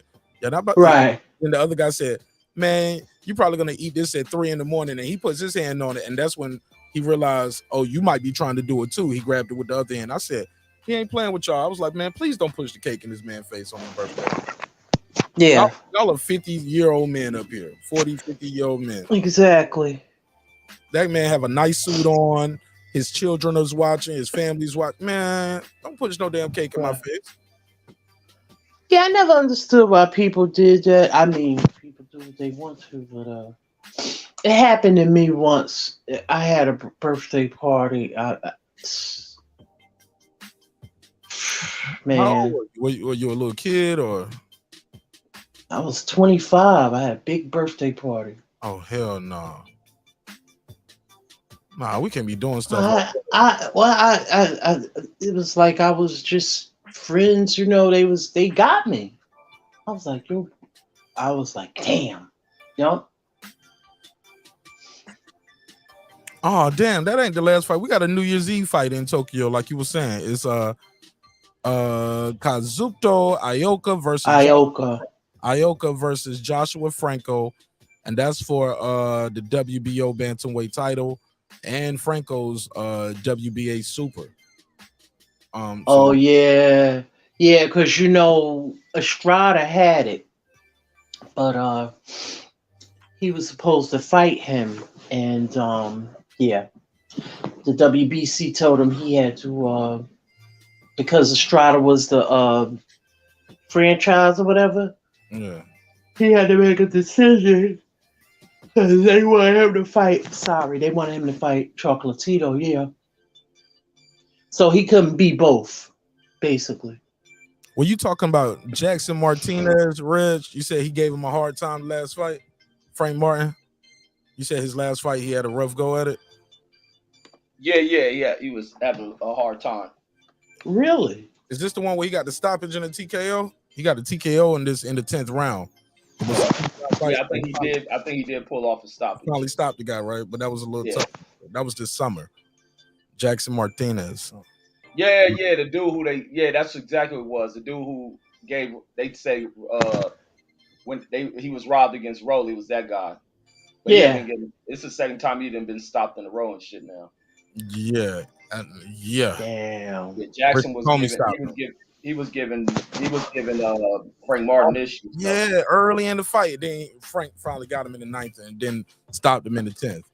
But yeah, it was looking rough. Yeah, I think what Jackson did, he got cocky as fuck. He started getting super cocky and started sitting in there, letting his guard down, and that motherfucker caught him. Let me see what the score was. Oh man, that's terrible. Cause I liked him when he fought Rolly. I thought he looked good. Yeah, he did. He did. He did. And then he got starched by Comey. Right. Yeah, I'm looking at this right here. Yeah, he was doing. They won't giving it, man. They won't even giving him all them rounds like that. Frank Martin was definitely winning, but they wasn't even giving him. Don't look like they was giving that kid credit for none of that work. Yeah, that's crazy, man. These refs be taking shit away from these guys, man. But shit, that's all I got, man. I really appreciate y'all. I'm gonna go ahead and heat up some cold pizza and take me. Yeah, man. We had picture day, man. Yo, my daughter drawing picture day today, man. Oh my God, my wife, I could tell my wife wanted to cry. She said, man, I spent almost $1,000 for this shit. For her dress, my daughter dress, the hair, the makeup, the nails and all that shit was about $100 something. You know what I'm saying? My wife went all the way out. And we kept laughing, and we was like, man, this is the best we ever looked, man. We kept laughing. My daughter cried the entire time, and she was just so irritable. I was like, oh, she's sleepy. Yo, so the lady where we're supposed to do the pictures at, right? We pull up. First of all, as soon as I walk in, I was like, nah, I asked my wife, I was like, why are we doing this at somebody's spot? And she was like, yeah, she got a whole crib set up like a little studio. She showed it to me online. I was like, oh, this a crib? Yo, this shit dope. She had, the big backdrops, even her wall in her living room. She did like some designs and shit on it. Like, you know what I'm saying? Like, it looked like a barbershop. Well, like a real studio. No furniture there. It's all set up. She got stuff everywhere for this. What she do? Bruh, as soon as I walked in there, I smelled weed. I was like, hold up, fam. We taking some damn family pictures. Oh, wow. I smelled the weed. And then I took another whiff, and I was like, what's that smell? What's that smell? Come to find out, my wife was like, she got a dog. And then I asked about the dog. She was like, yeah, I got 6 of them. I was like, what? She like, yeah, pit bulls. 6? Yeah, you got 6 pit bulls. And they in like the garage or something like that or whatever, but I can smell the dog mixed in with the weed. And I told my wife, I said, my baby was irritable because of that smell. She was like, no, she won't. I said, she looked at me and she said, yeah. Yeah. Hey, look, let me come on. She was like, yeah. Yeah. I told her. Oh, wow. That was your cue to go. Man, it's paid for. So I was like, dude, she got some blunt power or something in the car, like some spray or something. But baby was just crying, man. Damn near every picture, man. So I was just had to keep giving her little gummy bears. I was like, you want a gummy bear? Yes. Yes. I give her a gummy bear. She starts smiling. She take the picture. As soon as the gummy bear over. As soon as so she's super tired. Man, we do the pictures. We do as much as we can. Give her as many gummy worms and gummy bears as we can. Boom. Done. We leaving. We get in the car. I promise you, it was literally less than 4 minutes. We get in the car, we go up the street, hit the stoplight, make a right. I look in the back, I was like, what's she doing? She has fallen asleep that quick. She was just tired. Plus the lady house stank, man. I'm sorry. Fuck it. I told my wife, I said, we're going back to JC Penney's next year. Poor baby. Yeah. I said, this shit, I was like, y'all, y'all had some kid. Come on, man. Y'all had a kid coming in here. You can smell the weed, man. You can smell the dog. Like, it looks professional, just didn't smell professional. But man, this is the best we ever looked, man. My wife had like a little velvet dress on. My daughter had one to match. Had my black suit with the little velvet tie and the man, we killed that shit on the dress code. Man, we came home after my daughter woke up, man, we did our own photo shoot by the Christmas tree. I was like, man, we ain't letting this shit go to waste. So we just took all kind of pictures around the house, and she was like, your phone shit look better than what she did. I was like, well, we don't see what she's gonna do when she touch them up, but she's gonna do the little touch up thing. But fam, man, this is the best we ever looked, man. You know what I'm saying? With our colors matching, we was all dressed up, looking regal. Baby just crying on every single picture. Yeah, that shit was crazy. Somebody said post pictures, Mark. Hell no, that's my family. I ain't fuck I with don't y'all. blame you. Yeah. Don't fuck with y'all like that. Yeah, but family gonna see him. Family will see it, but nah, man. I ain't putting my baby out here. Innocent little child, man. She'll have a choice one day if she You wants. better not. Yeah. I'll let her make that choice, but right now I'm making that choice for her. No. He said, Mark, post the picture ASAP. He's demanding it now. Y'all niggas been killing me with these demands tonight. All right, man. That's all I got, man. Y'all want to give me final thoughts on anything, man? I'll let y'all go. Right. Bad combination, the dog and the weed. That shit stank, man. No, that's it, man. Great show, man. Man, thank you for your time and energy, bro. Thanks for participating, man. You and Lisa. Man, thanks for having me, Mark. Mark and Reggie, that. always a pleasure, man. You know what I'm saying? Great fights today, and look forward to your award show. Man, we're gonna have fun with that one. It's free. No I hear you. BET. Hell yeah. No BET awards. Ain't gotta pay. Yeah, I got you. Hey, look, let me see if I get Megazord to cam up and perform for us in between. Yeah. Oh, that'd be nice. Yeah. Do a song or something, man. Hell yeah. Like, that'd be nice. Yeah. Get clips to do a song. Let the people. Yeah. That'd be fun. Get Lady Shan to do one. Yeah, that'd be nice. Yeah, that'd be real nice. I might wear a suit and everything with the bow tie. Yeah, I'm gonna do it up, man. I ain't mad at you. Entertainment, right? It's entertainment. Yeah. Thank y'all, man. Don't forget BLK Prime this Saturday. We support Terrence Crawford. ESPN as well got a Teofimo Lopez card. Also, if you into the mixed martial arts, UFC has their final pay-per-view of the year on this Saturday. So it's gonna be a lot of fighting. Yo, oh shit. Lisa Bell, you heard about the damn FedEx driver? No, what happened? Oh, let me end this shit. I'm gonna do a members only real quick. I'm gonna do a members only for that shit. Red, you heard about the damn FedEx driver? Yeah, I was putting the story together now about it. That's fucked up. Are you actually doing it right now? See what I'm saying? Yeah, that's crazy, man. But basically, in a nutshell, the FedEx driver there delivers a package and leaves with the child. Kidnaps. What child? The house where he was at. Fuck it, I'll just do it now live. Let's go. Oh shit. This is bad. FedEx driver. Amber alert.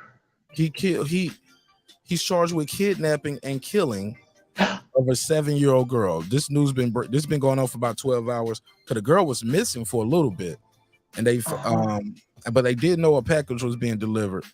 This is heartbreaking.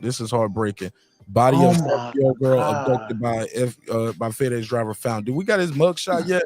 Because I ain't seen no mug shot. Yeah, they got a mug shot. Yeah, let me get his mug shot. White boy. Let me get his mug shot. I knew he was white at first though, Rich, but they ain't put his picture out right away. I was like, this guy got to be white or something. My wife's like, why you said that? I said, I don't see the picture. Oh, so yeah, let me get his goofy, his credit for being one of the dumbest and evil people in the world, bro. This guy's a monster, yo. Not all monsters be under your bed. This guy right here is a monster, homie. Let me see. All right, here we go. FedEx driver is arrested after kidnapping and killing a 7-year-old girl who went missing outside her home this week, police said. And see, 7, you probably just got him right there in your front yard. You probably, even if you got a long yard, you're like, man, ain't nobody about to get it right here. You know, we all the way here or wherever, right? Nope. A driver working for FedEx was arrested and charged Friday in the kidnapping and killing of a 7-year-old girl who disappeared from her home driveway in Texas earlier this week, police said. Her name was Athena Strand. Her body was recovered on Friday by the Wise County Sheriff Department, and Lane Atkins said this was in a news conference. This is the sheriff, Lane Atkins. Lane Atkins said it hurts our hearts to know that this child died. It's one of the toughest investigations that I've ever been involved with because it involves a child, of course. And anytime there's a child that dies, it just hits your heart different.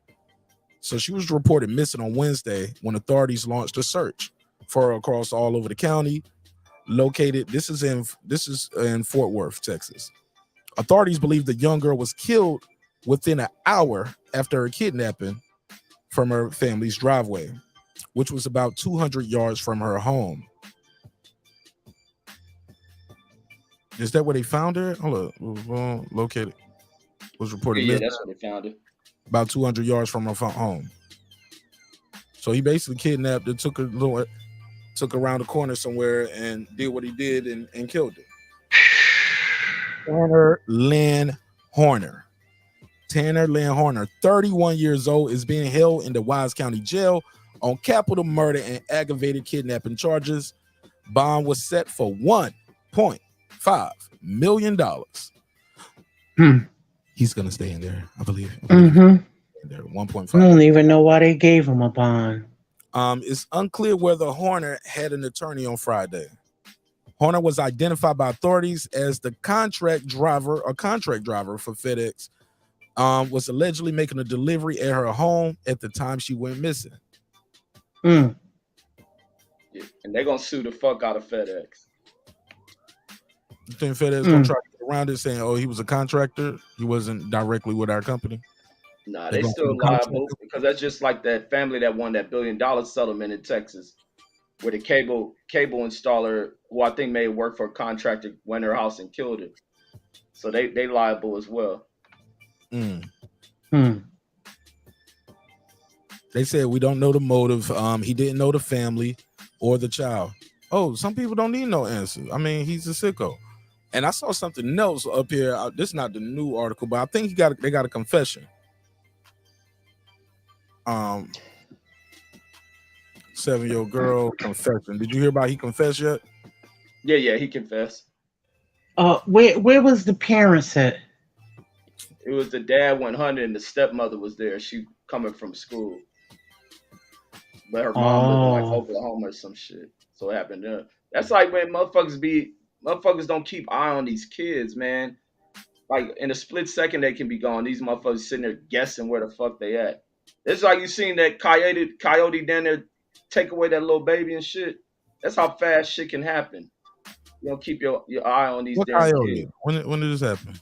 This happened like yesterday. They showed some dude taking his kid out of the car. He went back on the other side to grab a toy. Now, had this baby not been screaming, that coyote would have just snatched and took that baby away. But it happened like right in front of their house. Baby just get out the car and that dog right there. That's how like fast the shit happened. He walked. So what? The dad runs over there and do what? Like he throws something at the dog and try to kick it. The dog let go when they seen him running up, but stayed there to see if he was gonna move or he'll allow another chance. He was looking for another chance to get the kid, but the guy picked this kid up and threw something at him. He ran off. Wow. Let me see if I can find that. Coyote tries to grab child. One day ago. Wow. I don't even know if I could play this shit because it's a kid. You gotta be funny with anything dealing with a kid on these shits, man. Yeah, definitely. Yeah, I think some of the news stations been playing it and shit. Oh, he did look this. But it's like that's why I be like get mad when I see shit with kids and the parents don't be paying attention. You get some parents that think it's cool for kids to just play outside by themselves when they're young. Like, man. Sorry about that. I don't know if y'all could hear that. My bad. Wow, Reg, I'm looking at this now. I put this link in the chat too if y'all want to see it. Coyote attacks child. Yo, and you're right. The coyote was there like, yo, let me see if I get another shot at this. Nah, he didn't kill her. He didn't kill. Oh, you talking about the FedEx dude? Yeah, the FedEx dude is a monster. Yeah, he killed this little girl. He killed this little girl, man. He's a monster, bro. And it's a special place in hell and jail for people like him. Look, he look cold. He look stone cold. Like he don't give a fuck. Yeah. He gonna get a fuck. People don't like people fucking with kids, bro. They don't fuck with even not even just the kids, like rapists, people that fuck with babies, also people who like kill their parents usually have a rough time in jail because it'll be the people in jail like, man, my mama died while I was in jail, or I wish I had my mama. You know what I'm saying? They want to do something to you. Man, but some of them people be I wish you get this picture off the screen. He disgusts me. Yeah. You said some of the people what, Reg? Now, sometimes even prisoners don't do nothing to some of these people when they look, if they crazy enough or some of the motherfuckers can hold their own. Some of the prisons don't do shit to them. Prison full of a lot of bitch ass people anyway. A lot of them niggas ain't tough like that, doing nothing to people. They hang with snitches, baby killers, mother killers, and all that shit. There's a lot of them in there for that shit. That's always the misnomer that people give about prison. It's a lot of fuck shit that happens that prisoners allow and shit. Oh, they definitely allow it. They do the fuck they want to you. They'll extort your ass too. It's a whole video, man, I saw online where this guy is telling a story about how he raped the girl, and he was like, for the attempted rape, and he just sitting there talking, and at the end the guy was like, you know we about to fuck you up, right, bro? And then the camera cut off. Yeah. Because he was like, no, I followed her, blah, blah, blah. And he been there telling her what he in there for. But them niggas know who that can do that too. You get what I'm saying?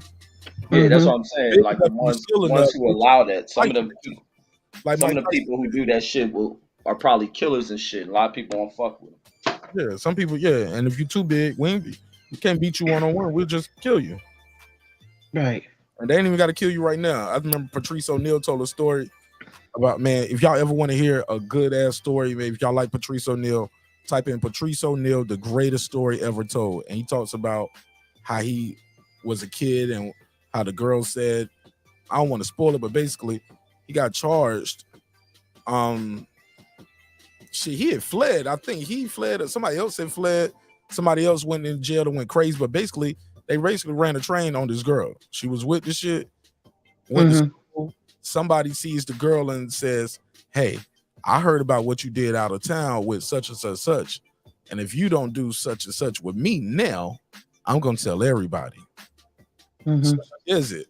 She goes back into class. She cries. She cries. The dude brother trying to beat him up, chase around school. They tried to figure it out. They got him all in the office. She was like, yeah, he made me do that. He raped me. And I was raped last weekend. You get what I'm saying? So, yeah, man. And he said, he tells a story about how he been in jail. And he said, it was a dude that was in there he was a baby burner. He was in there for basically, that's crazy. People do that to the kids too. I had a customer when I worked at Rent a Center, man. What was I, Rent a Center or Easy Renter? I was one of them damn rent-own companies I worked at in school. Bruh, used to see this family all the damn time. Killed the baby, bro. He was like a 2-year-old or something. Scalding hot water. People will do that to these kids. Damn. The kids peeing on themselves and shit. Put the baby in scalding hot water.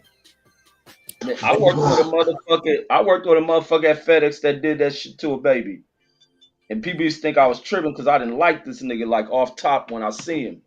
I didn't like this. I just knew something was off. But everybody up there, they thought he's just a regular ass dude and shit.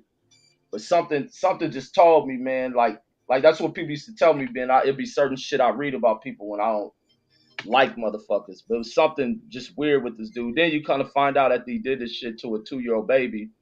The baby is his best friend's baby, but the fucking mother of the baby got the fucking with him. He living with the chick. They together now. That's how all fucked up that whole situation was. Supposedly this dude been getting high and shit. He fucking penetrate this little, I think it was a young baby, maybe a 1.5-year-old baby, 2-year-old baby.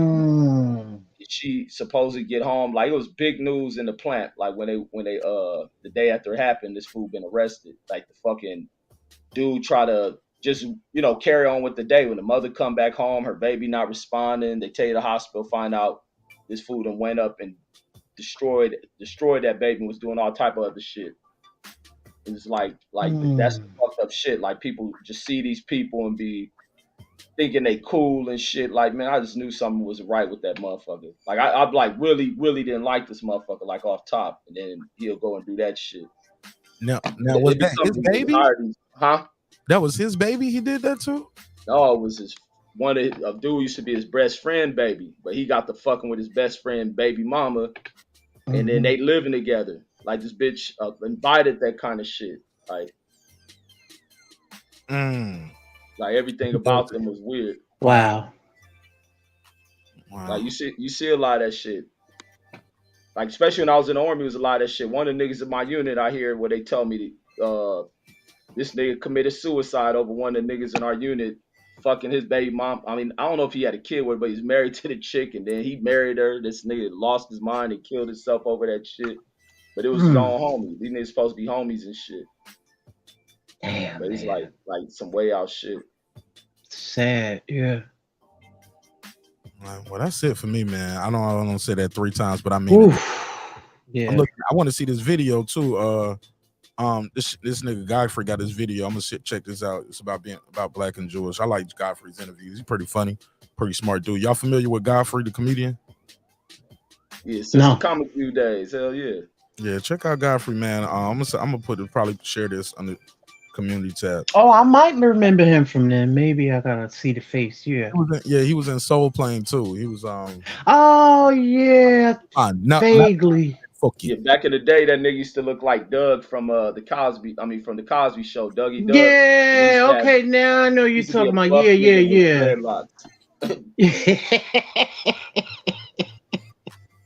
Yeah. Yeah. I miss them days. Comic View. Yeah, I miss that. Yeah. All right, man. I'll see y'all on the next one. All right. Peace out, everyone. Peace and love. All right. Peace and love. All right. Hey, man, thoughts and prayers go out to this family. No matter how much money you sue FedEx for, it's not going to bring back your child. I wonder if that was their only child too, right? Imagine if that's your only child. Yeah. I wish everybody nothing but the best. Been another great episode of Breaking Beats, where we break down business, entertainment, art, technology, sports, and anything else you and I feel like talking about. Look like the survey, according to you guys, I'm gonna end the survey there. The right man won. According to you guys, the right man won. I put this on the screen so you guys can see the actual survey results, and we'll close it out like that. And I do the members only shout out. So boom, who really won? Chocolatito won. Estrada won. It was a draw. Technically, I guess. Look, 50%. That's even too, right? 105 votes, 105 votes. Estrada, 50% of you guys of the 105 votes say he won. But check this out. If you add Chocolatito won, or it was a draw, sounds like we got a 4-way coming right here. Sounds like y'all want to see that fight again, right? Because 30% say he won, 20% said he draw. All right. Interesting. All right. Well, that's it for me. What up? I don't think nothing else happening this weekend major. If anything pops up, we'll talk about it, I'm sure. Let's close it out in the right way.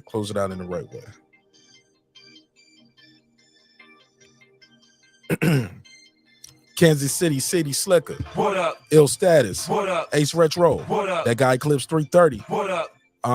Tank the Sweet Science Examiner. What up? Boxing, Beyond and Above Media. What up? Pittsburgh T. What up? Ben Adams. What up? Juan Epoxy Magic. What up? Kevin Brower. What up?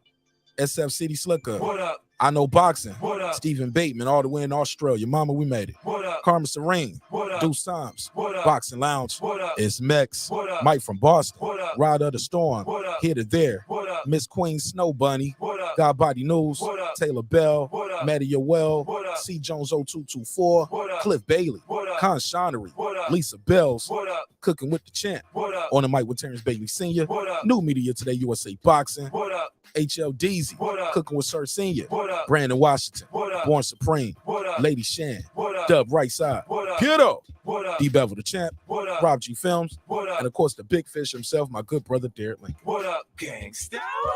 Hey man, hell of a show. Congratulations to all the winners. Even the guys who didn't win. Thank you for entertaining us all today. And like that, we out, man. I built this shit. Me. Brick by brick. And I'll be damned if I let you tear it down just because you don't like the way another nigga talk. And I mean that.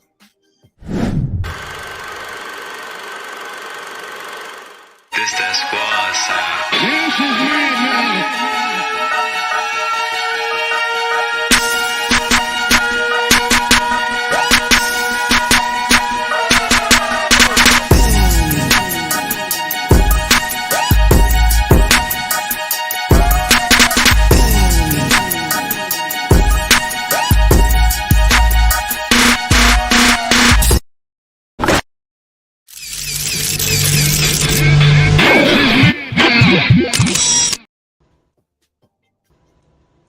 Subscribe. I don't care how many subscribers he has. Support him.